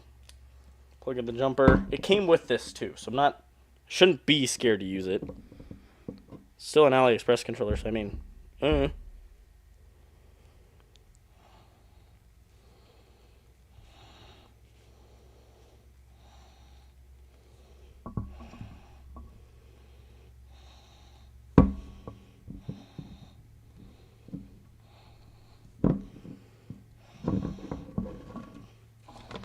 throttle adapter.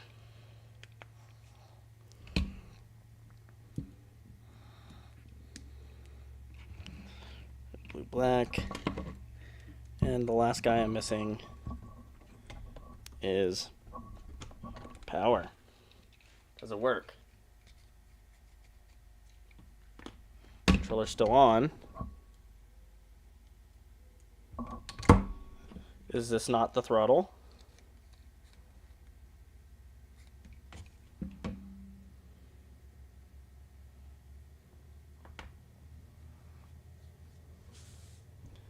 Damn it. It's still not working.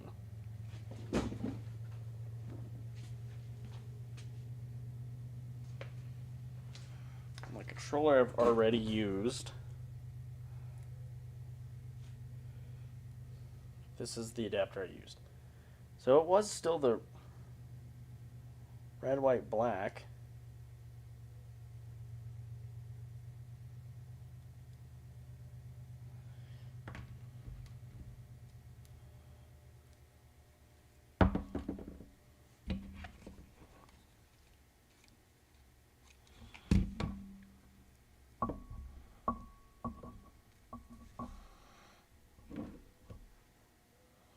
So what is not connected properly?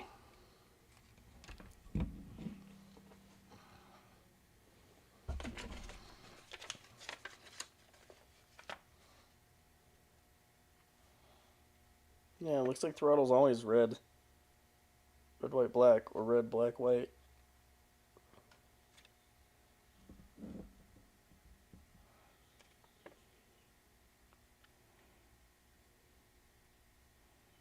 What is the other one? Where is the pedal assist?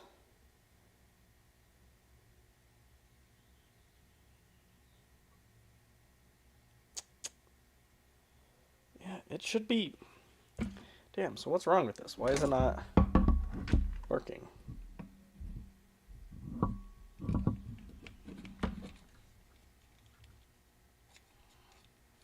It's very inconvenient.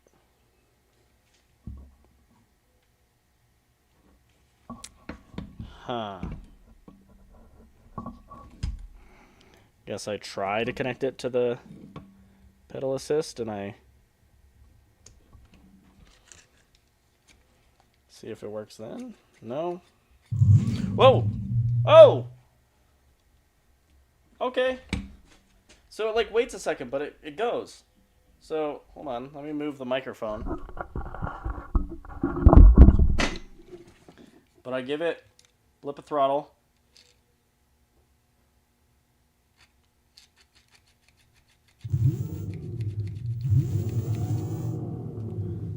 Okay. So it's something to do with the throttle. Because if I just pump it,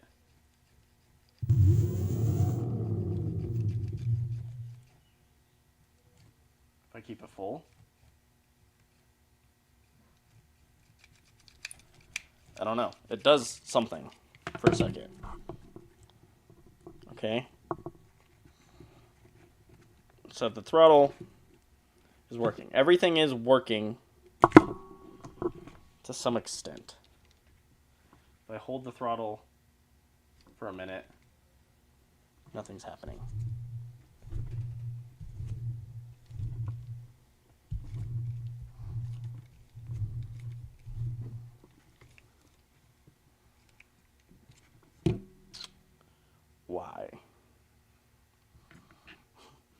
Why is it not working?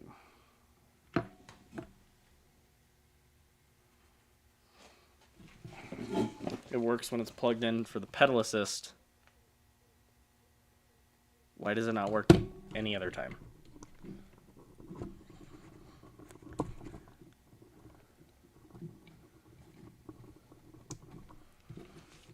Because if I just keep flipping it,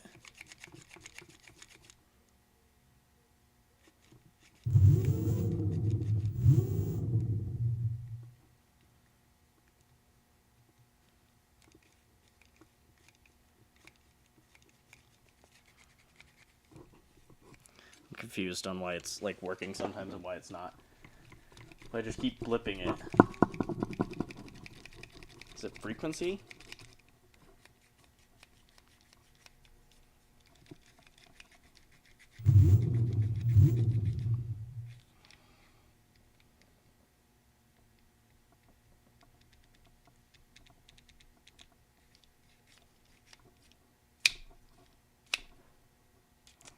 Okay, well, something's making it work.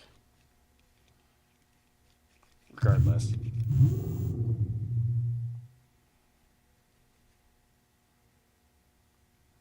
Off, on. Come on.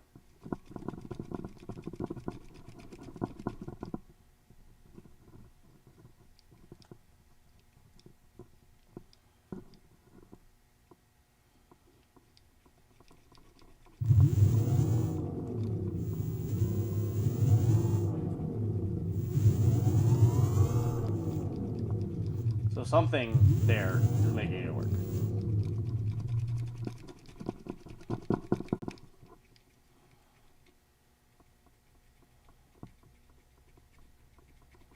I don't really know how that works.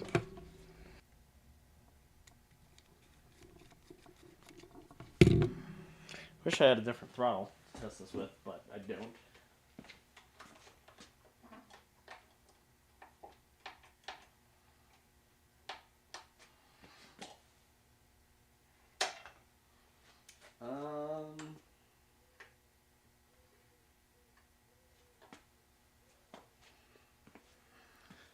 Trying to decide if I get to. I mean, I kind of already have to disassemble the other scooter, so I guess I might as well do that. Or start working on that.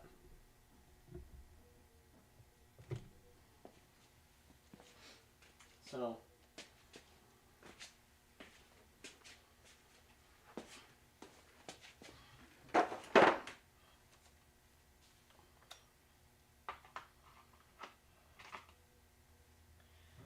Assemble the battery first. Yeah, I'm gonna be this one. They always are. They are. It's a problem that of all my security sockets, this is the one that like doesn't have a deep hole, so it doesn't sit right. So it's really easy to round bolts.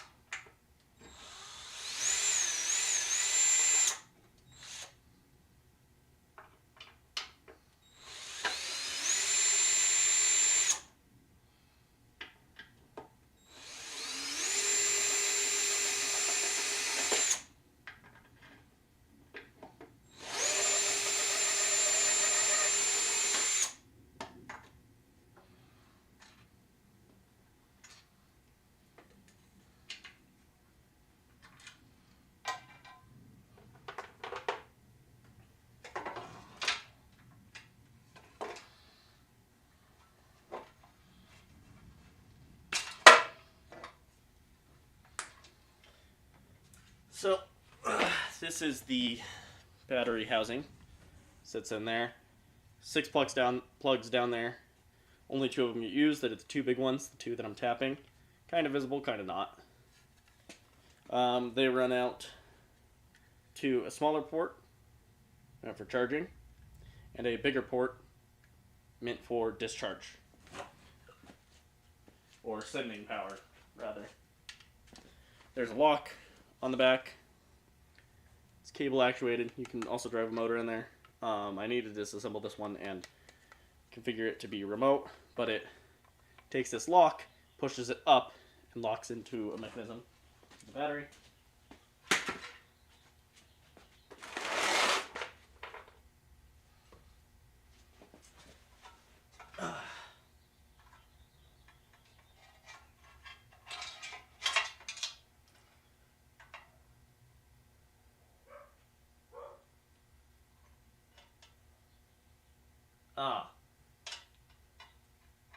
So the screen that I have already has. So how is it?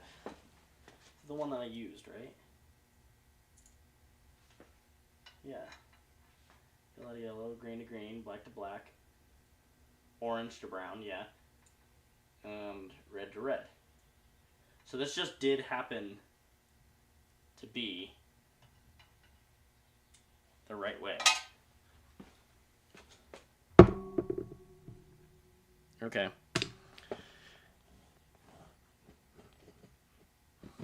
And then in terms of the throttle, all the other ones plugged in like this.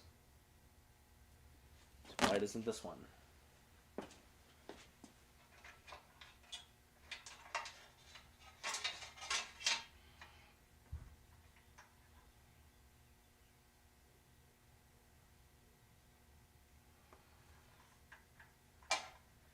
So I guess I need to make that a female to female adapter.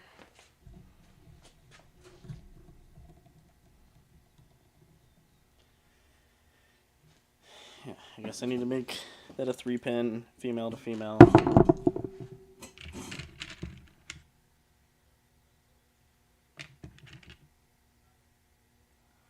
Or rather male, right?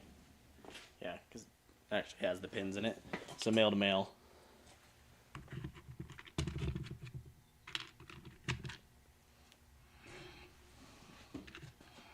There's 2 of these.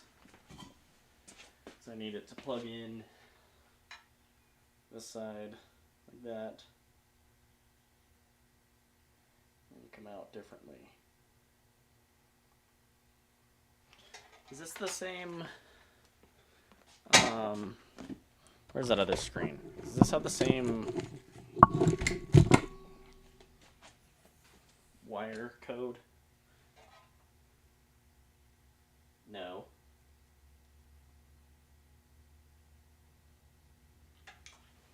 So would this screen work?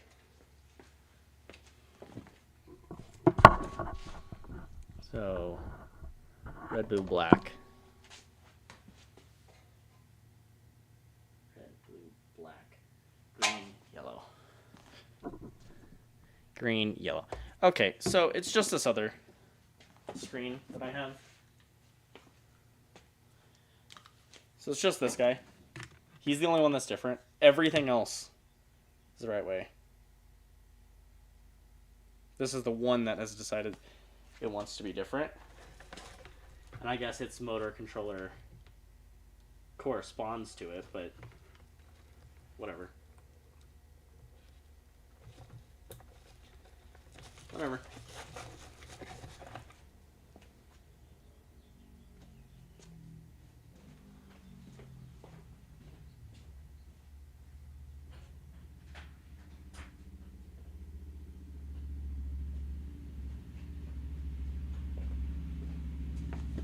Somebody's home. That's fine. And then, so I need that female to female. Where did I just put those? Oh my god, am I losing myself again? No, they're there. So they're right here. So I need to make this female to female adapter.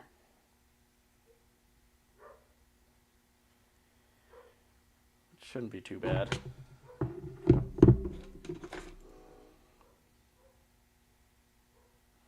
I think I can mostly use this wire.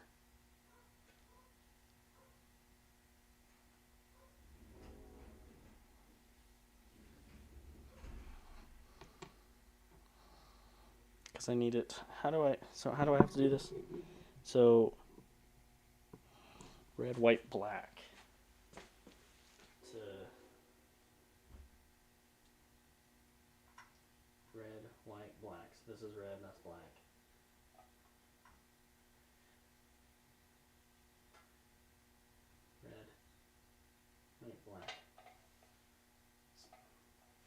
hold on. I'm kind of confused. So plugging it on this way, it needs to be red, white, black. Red, white, black. I want to be red, white, black. Okay. So when I'm making them, I just need to swap the red and the black, which shouldn't be a real issue. What? There.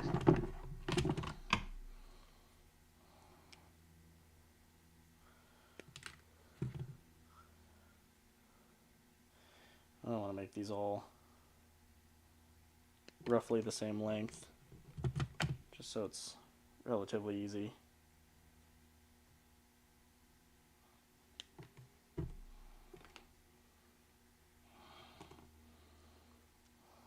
So we'll start with white,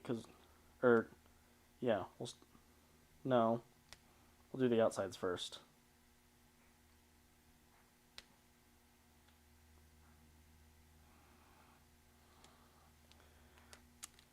There we go. It's been stripped. A little bit of wire shielding in here. Just 1 second.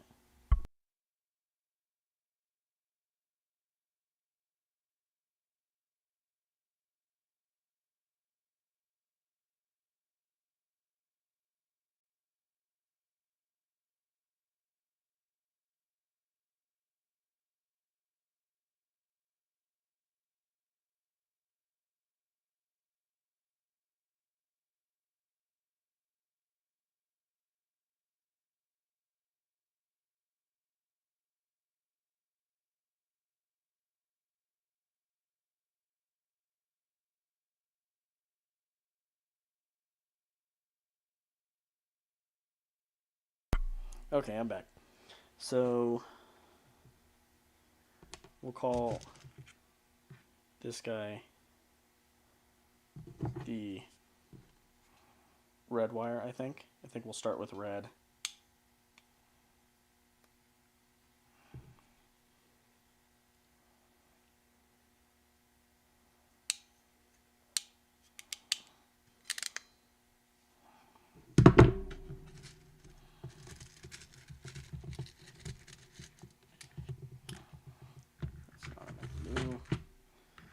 Clicked 1 in there. Stop, please.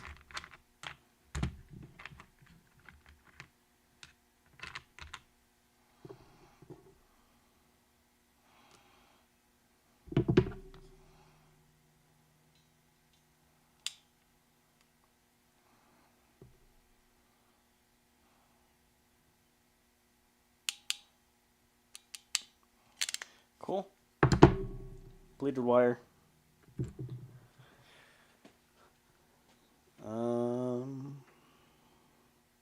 So this is going to be the red, which means it'll go controller side on the left. Controller side left. And then opposite side.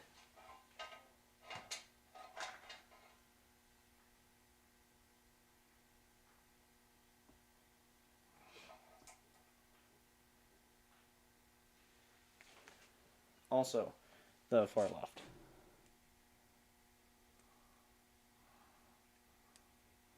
So it looks like maybe they were using the same standard, but they reversed the male and female.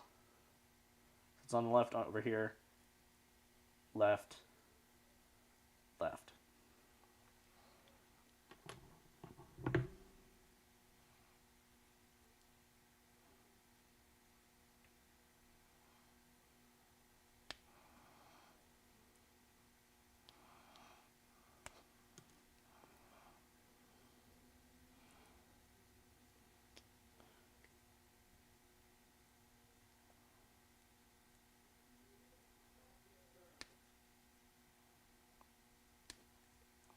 Cool. This will be the white, I guess. be fine. Set it in the crimp. Pinch, and I got it. The next one, set it in there so it'll hold. And pinch. That's good. Cool. This will be the next one, which is white, which stays in the middle.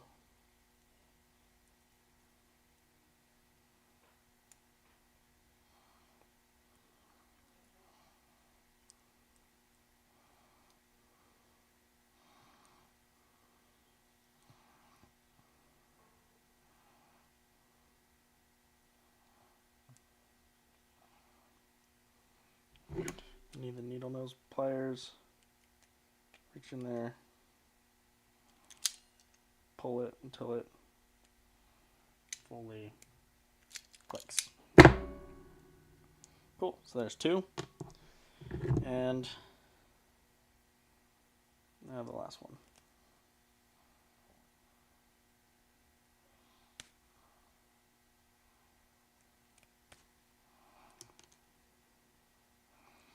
Twist to not fray. Other side.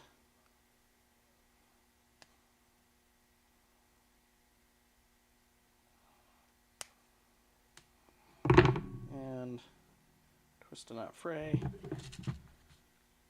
Get one of the terminals. Sit it in there. Hold it. Put it through. Crimp. And this will be the last one.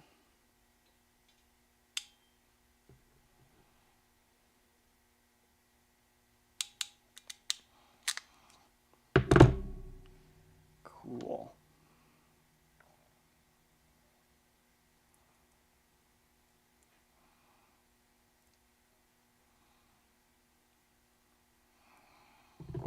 I'm going to have to pull the last one as well, I guess.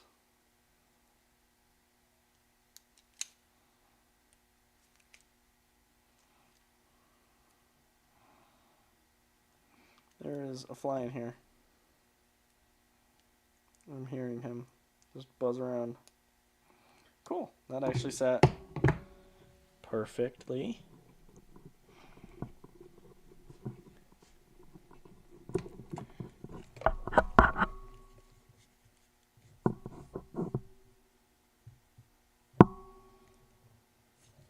Something about this controller, it has ever so slight bit of heat now.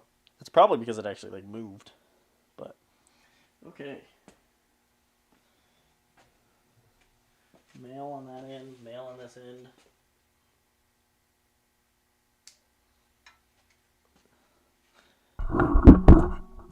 Should be able to. Everything's tangled.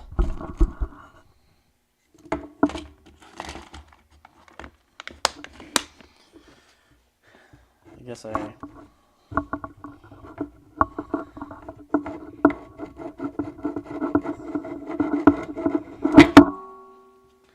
Take the battery box. It's kind of heavy.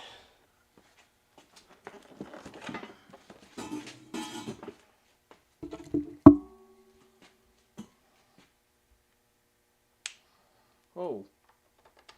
Alright. Don't connect it while it's live. Okay. So I do have it hanging. I guess the important thing to see is the motor spin.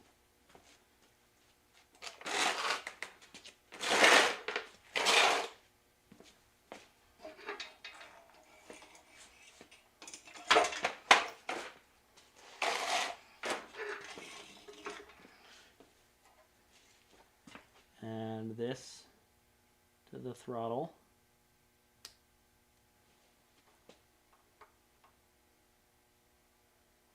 Aw, it's still not spinning. Why?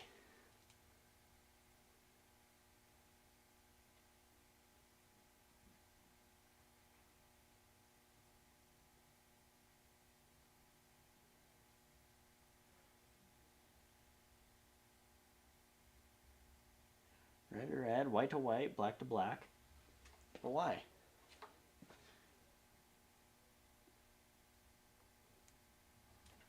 If I plug it into the pedal assist, will it...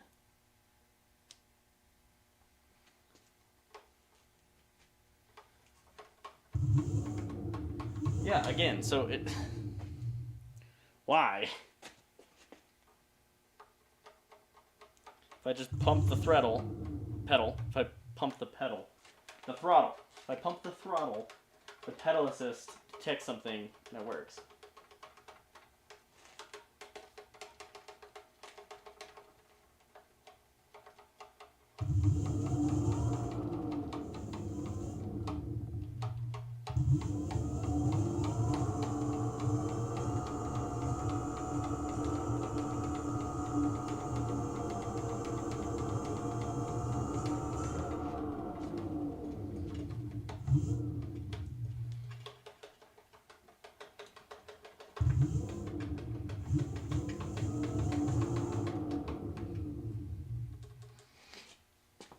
Okay, well, I can also connect a controller now. I guess I need to move the scooter a bit closer.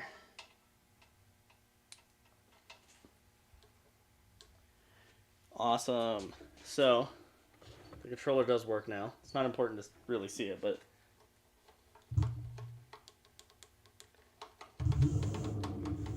Pedal assist is on level 5.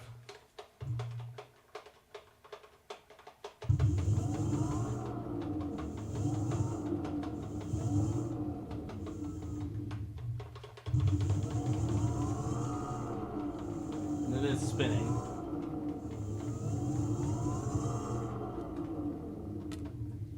But for some reason, when it gets connected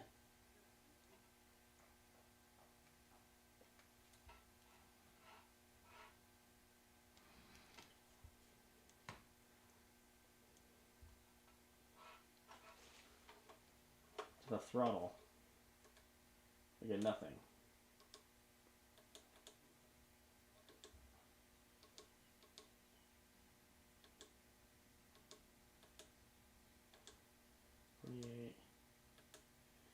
So I need to go through the settings, remember what all of these values mean.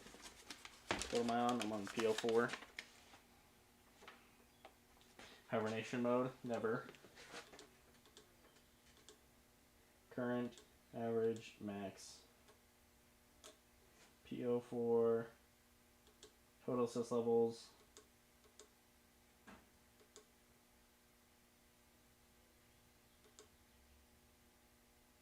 Okay, apparently go higher. Wheel size. Now we can go down to 6.5.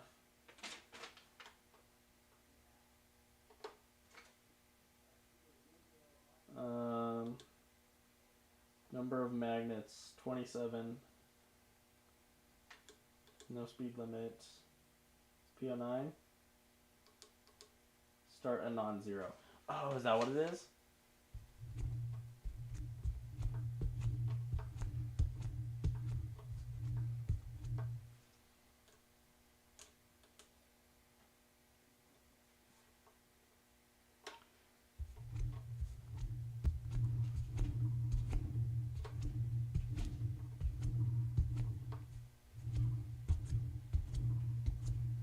Okay, so it's not that.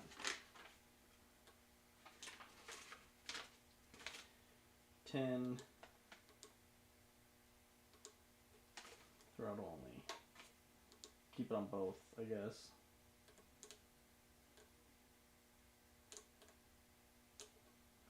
P10. P11. Assist range. Delay between pedaling and motor start.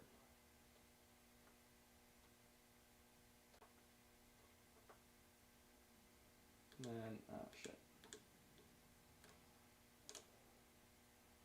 11, 12, Power of the motor, beginner value means higher starting power. So yeah, 5. P13, assist disc type, 5, 8, or 12 magnets. I'm not sure. Oh, that's for pedal assist. Current limit value can go up to 15. But we won't necessarily set it that high. We'll keep it at 10. 15. Low voltage protection. We'll go 42.5.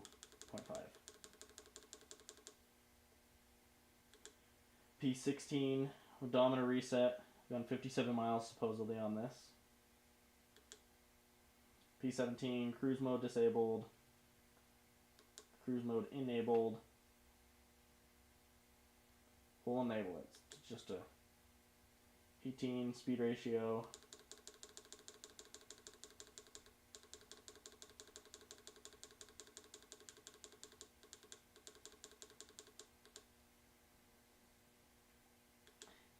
Assist level, disable 1.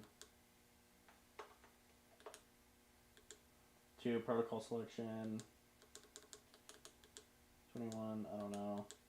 22, doesn't give me anything. 23, doesn't give me anything.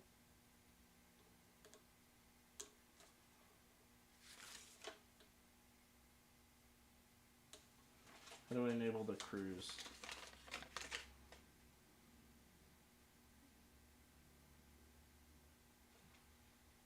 So positive turns on and off lights. Negative is supposed to turn on the cruise.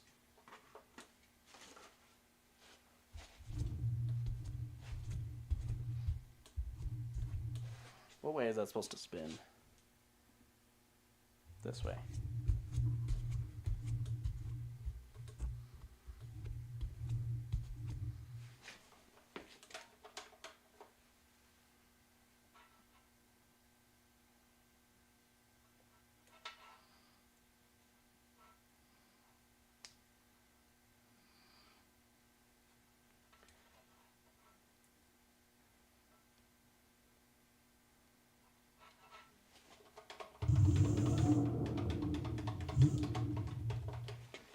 So there's something going on here. Where's that one that says 8?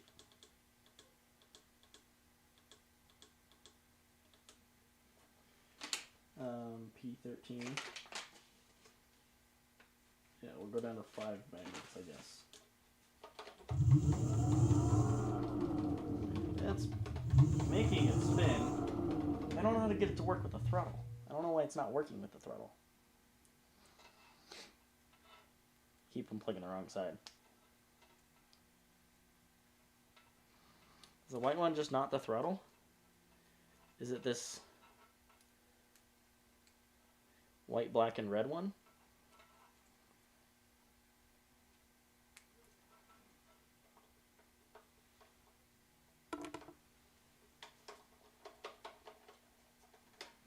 Doesn't look like it.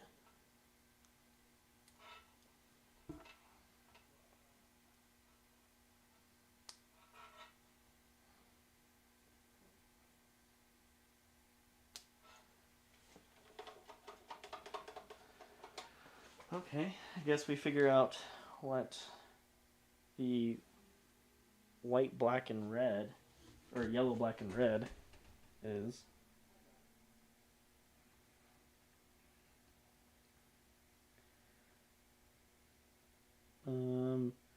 Motor controller wiring diagram.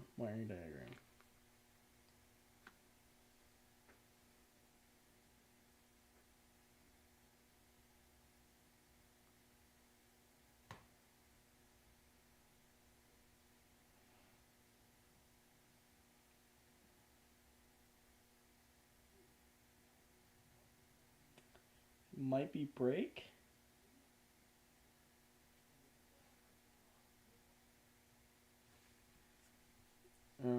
Wiring diagram. Yellow, black, red.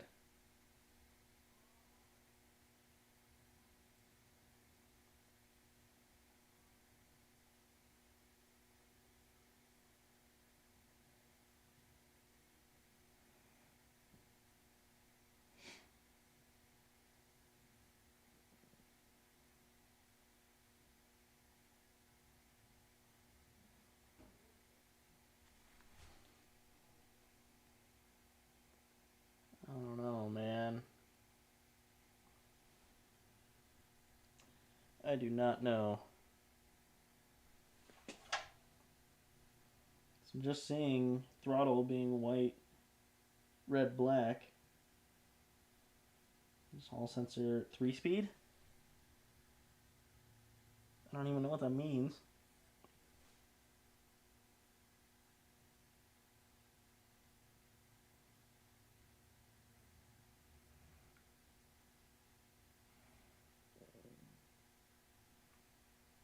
Oh, here it is.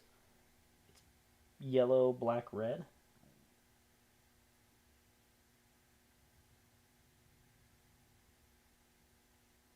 That's different though. Yellow, black, red, brake wire. It's brake wire. Okay.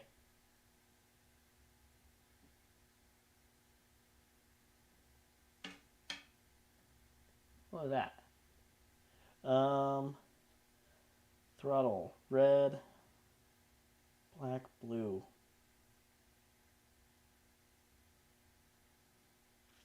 Huh.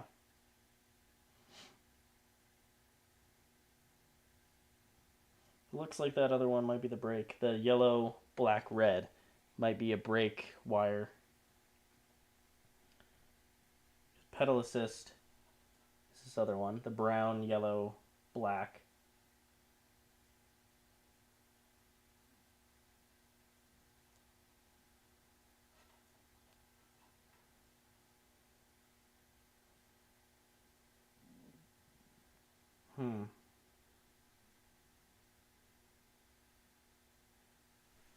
Okay, but when it connects to the... That's red to brown. Brown is 5 volt, yeah.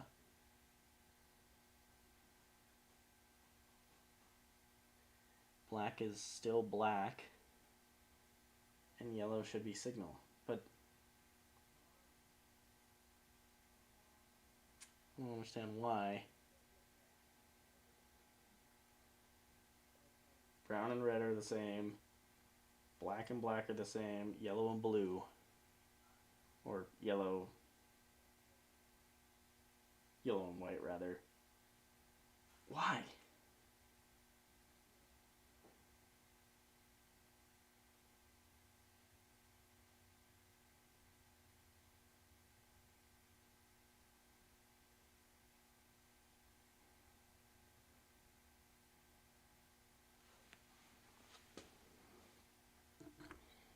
But when I connect other controllers...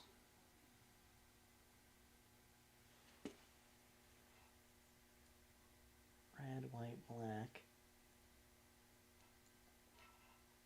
Red, white, black. Yeah, it doesn't make sense. Not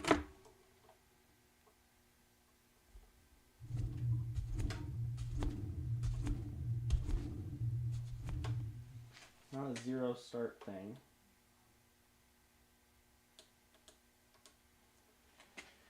Disconnect the controller and insert that jump cable.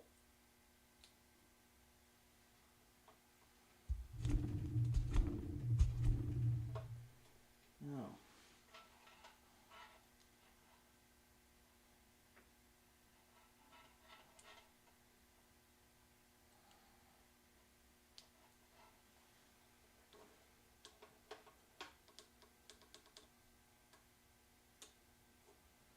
Make sure all the settings stay the same.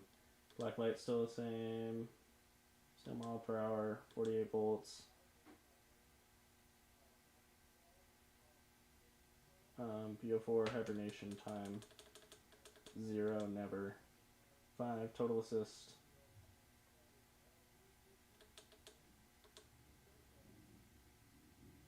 One to 5 levels. 0 is 3 levels. 1 is 5 levels. I don't know what 2 is supposed to be. Wheel size 6.5. Number of magnets 27. I think it might have actually been 32.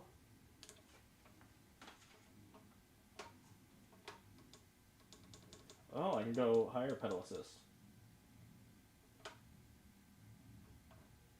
Okay.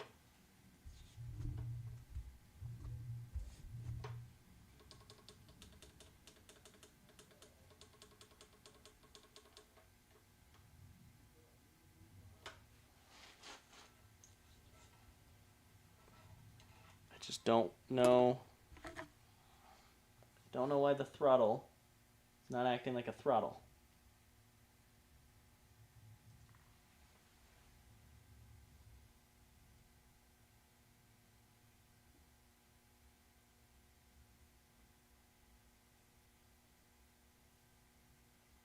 Pedal assist motor.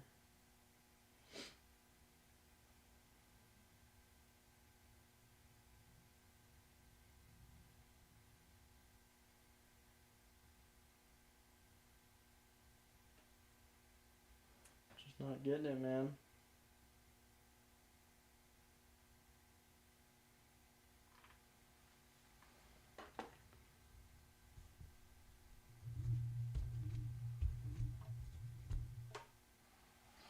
Second I connect it to a pedal assist, it works.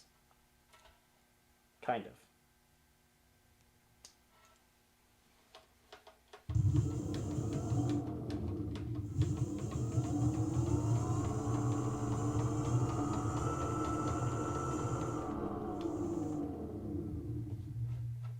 Oh, there's no brake.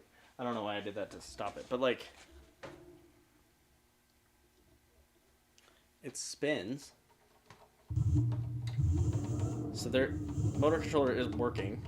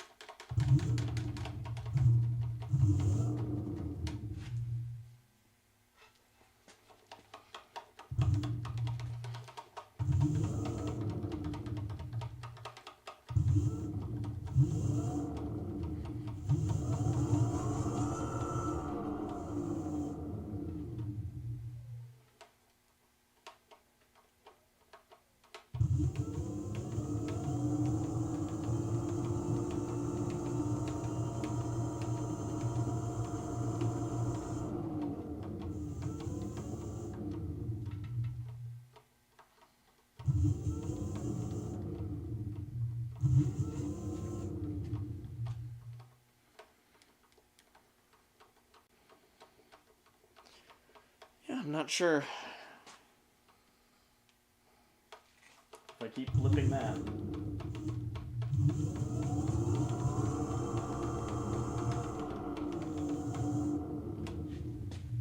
But if I swap it over to this guy,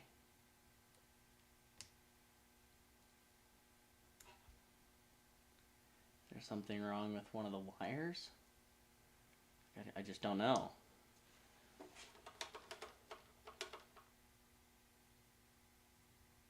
Do I have to hold for a while?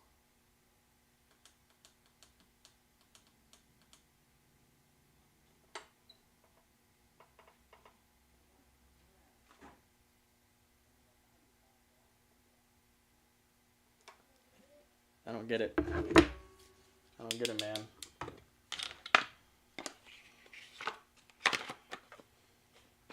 But I believe if I connect it to a different controller, it should work like normal. Like if I were to connect it to this controller instead, it should be fine. And I mean, I'll even prove that. Or at least it should work fine.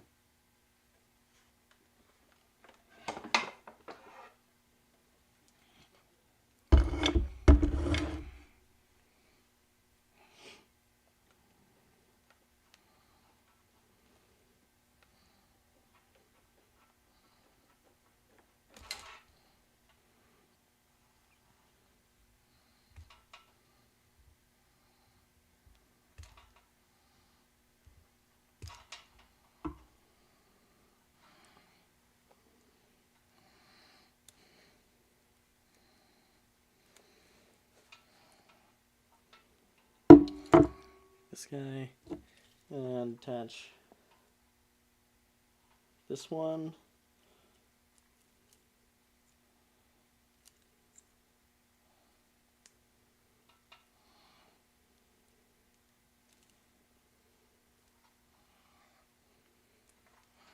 Oh, shit.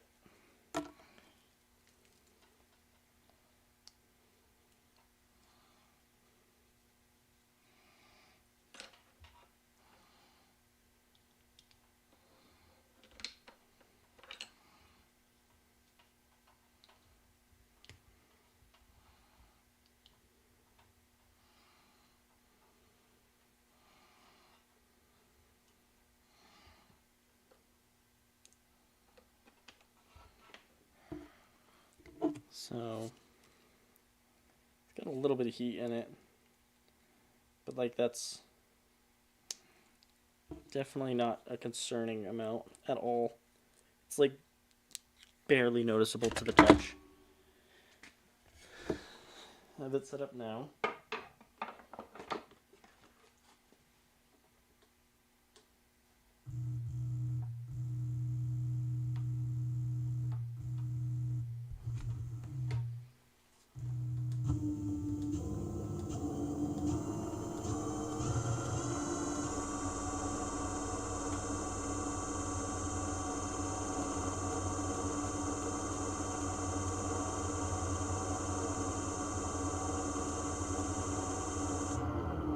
Okay, so it just didn't want to turn off.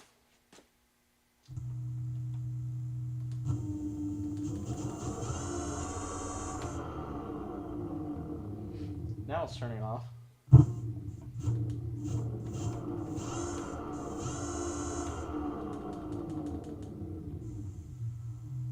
At 1, it's going about 0.6 miles per hour. 2, 3.3, 4, 6.2.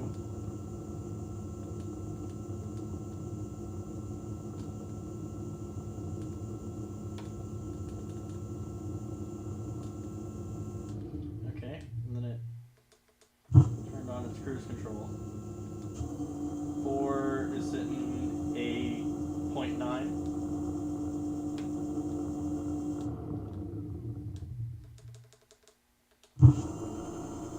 5 is 11.1. 6 is 13.7. 7, 16.4. Does it again.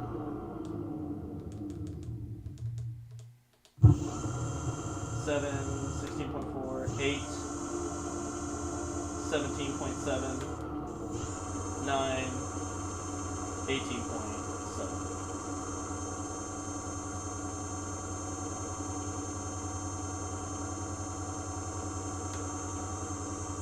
Well, turned on the cruise control again. This thing ain't warm at all. How do I turn off the cruise? P17.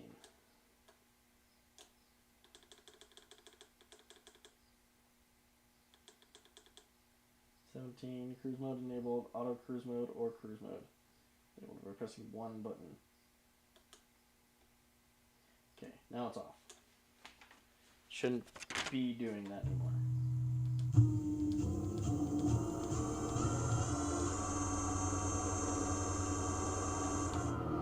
What is this one rated for?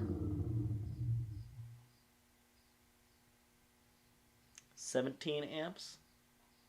Plus or minus 1? Okay. Maybe this... I don't know, because this...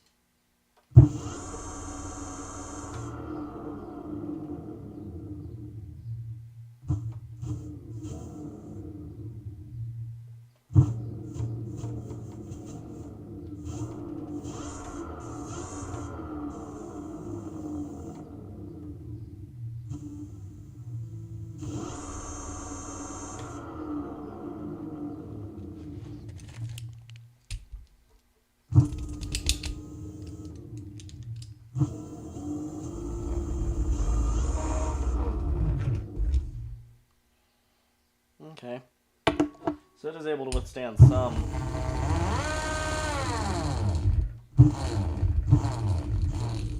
But that's not, obviously, the weight of a person on it.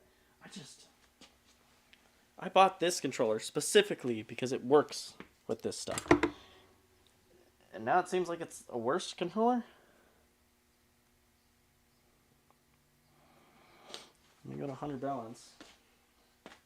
What is the state of charge on that battery? 64%. Total voltage 50. So it's sitting pretty good. Discharge, it can handle 17 amps.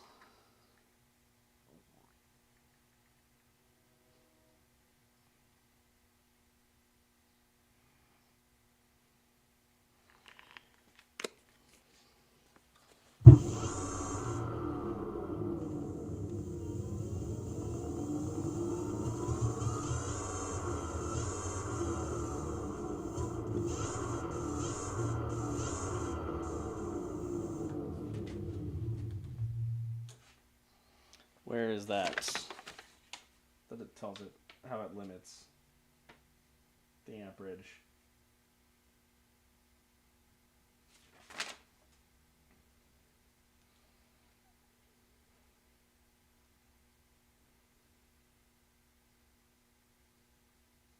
Range sides, total assist levels, hibernation mode, select battery voltage, change metric. Okay.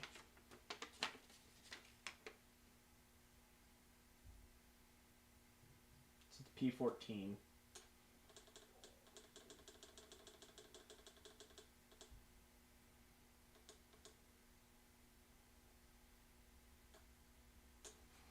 Tell it can only pull 17 amps.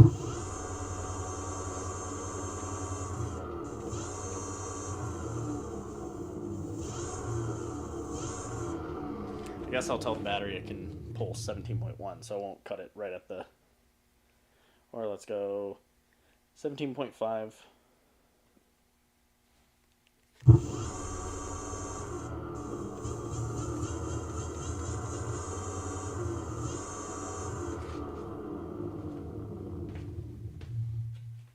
Okay. Well, I guess if this controller is going to work better anyway, then whatever. There's that. So,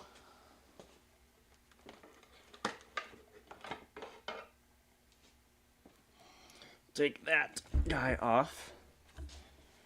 We'll disconnect all this stuff. And then get it rewired up so that it can actually be writable.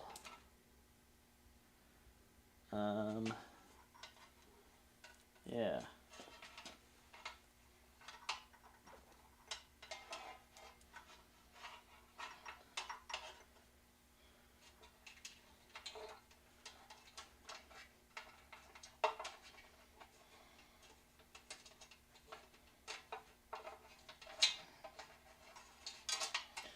Let me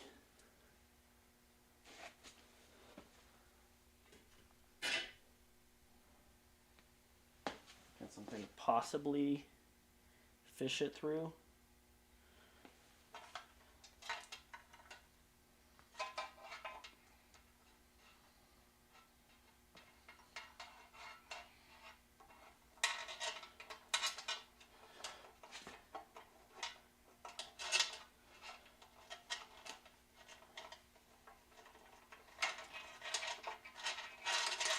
Yeah, that's not going to work how I want it to.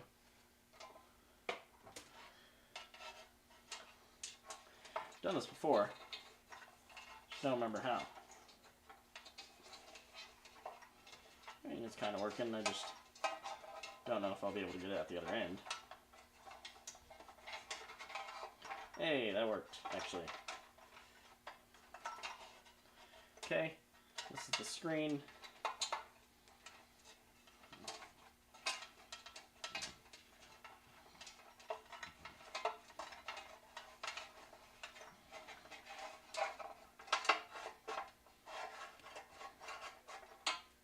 Where is that other guy?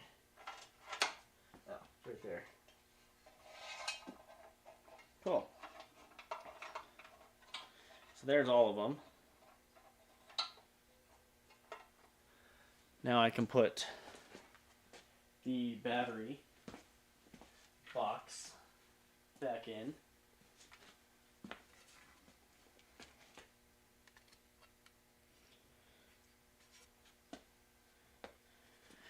I'm going to give myself a little more space to do such.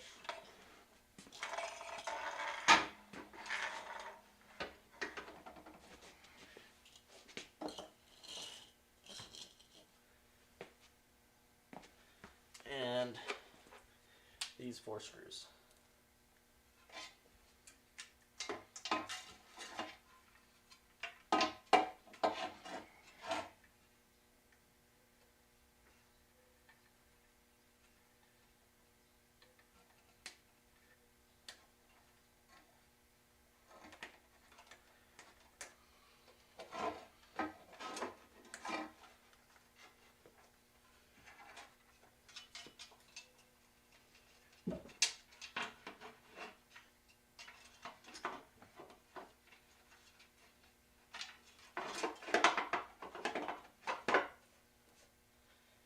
Cool.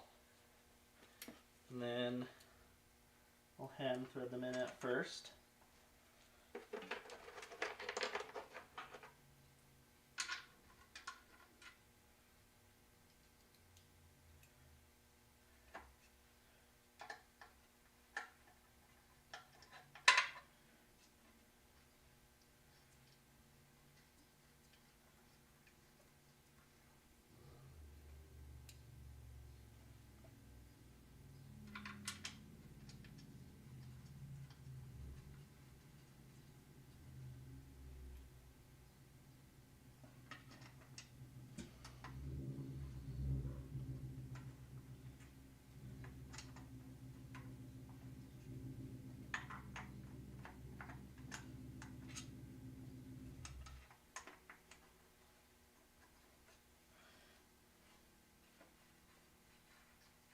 Okay, now that they're hand threaded, put them in with the drill the rest of the way.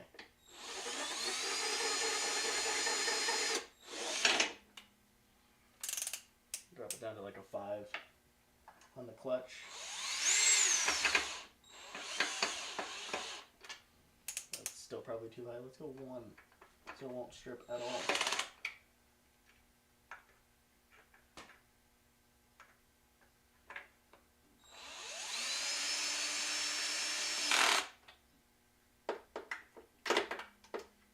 Come on.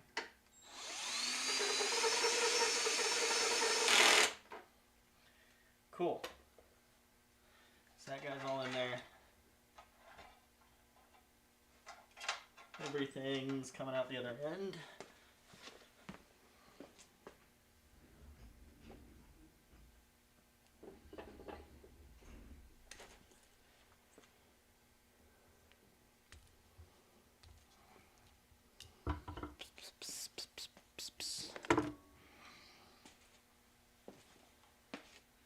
And then I need the adapter off the motor and off the battery.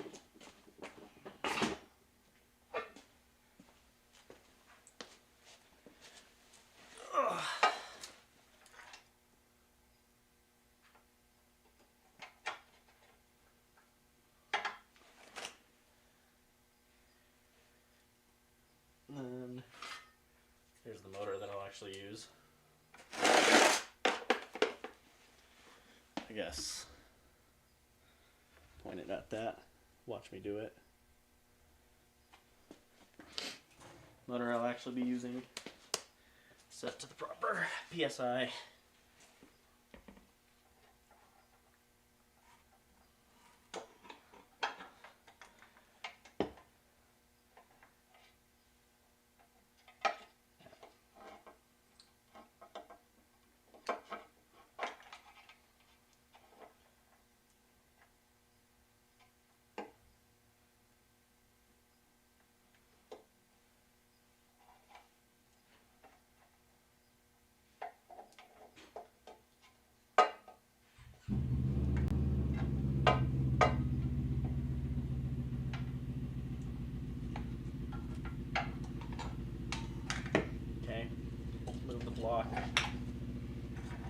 vertical.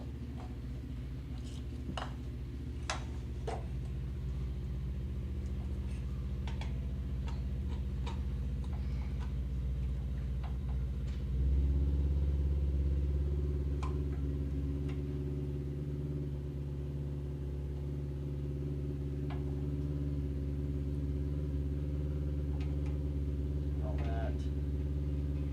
And what do I do with the adapter for the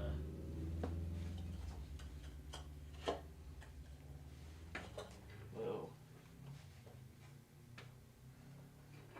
A little unstable.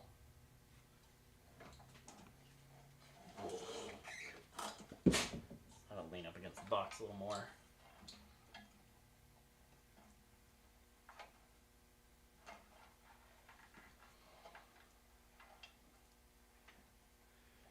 There's the adapter.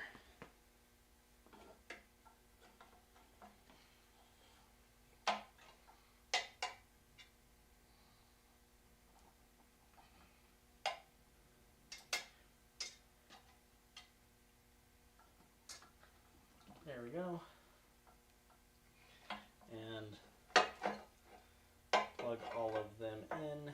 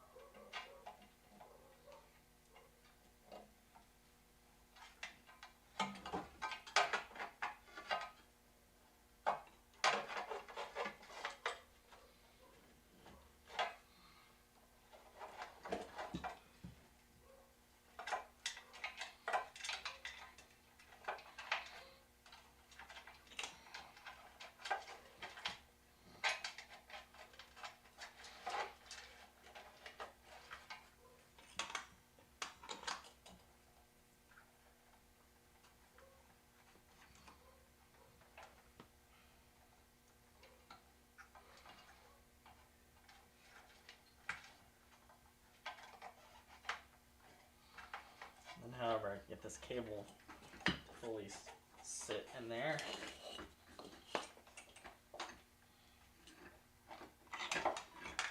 Damn it. Need you to stay on there.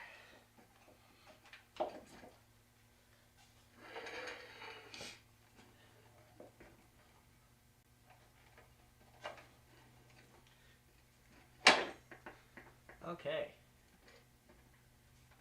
Oh, it's slightly off.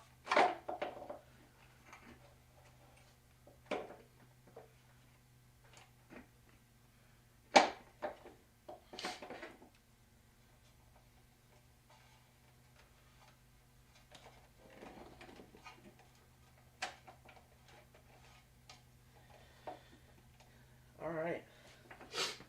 There's that, sitting where it should be. Now I need to put this guy on, which I think is the same as the other. Yeah. Basically just a guard to keep everything in there from sliding back and bumping into the spinning motor, with some grommets on the side.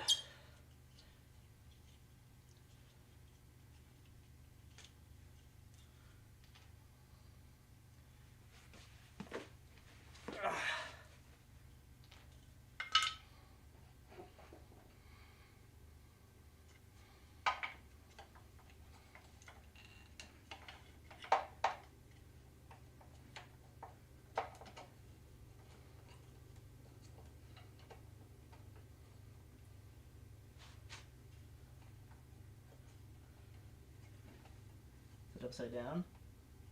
I don't think it is. No, it's not. It just doesn't want to sit all the way because cables are in the way.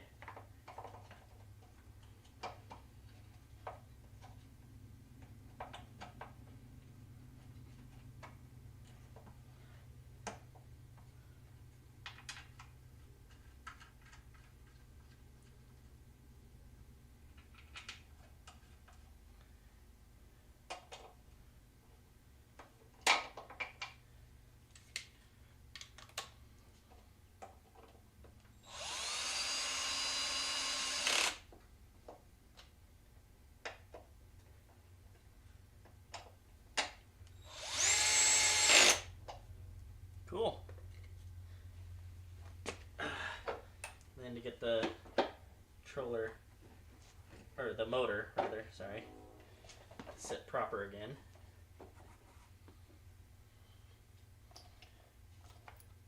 Throw in a locking like washer, both sides, and then a spring washer, and then the axles, axle bolts that I showed earlier.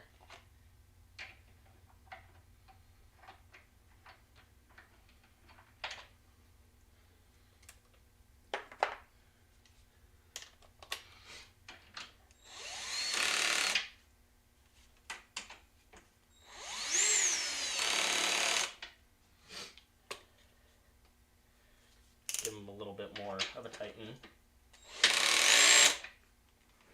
Up to 5.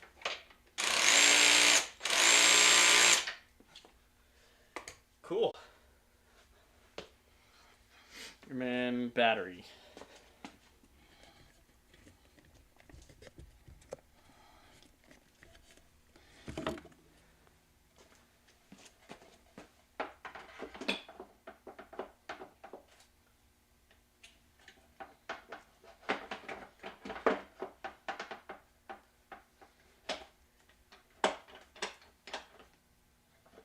Why is it not one to sit right?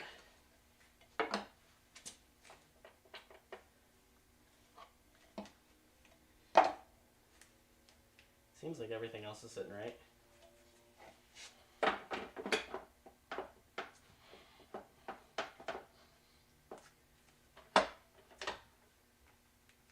Okay. Does it turn on? Yes, it does.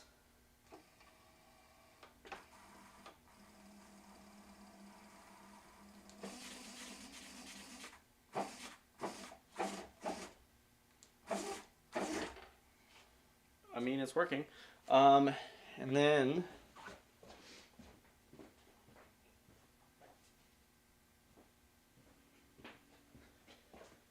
because I haven't got the lock mechanism working yet, I have a bungee around here somewhere that I use to hold on the battery until I get that working.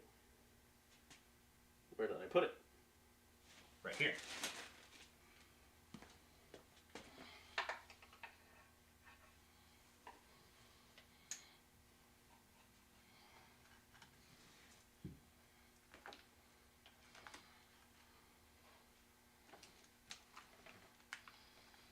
There we go. It is holding that battery on pretty snug.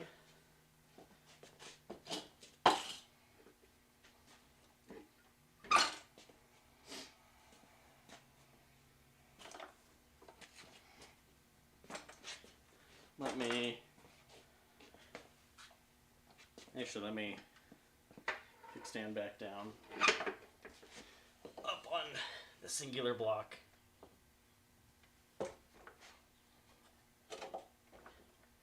While I hold it,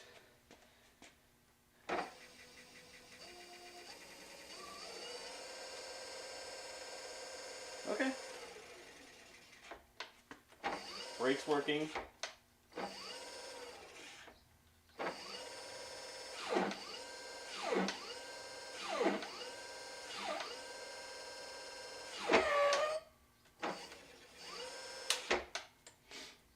So don't completely lock it up. Doesn't really like that.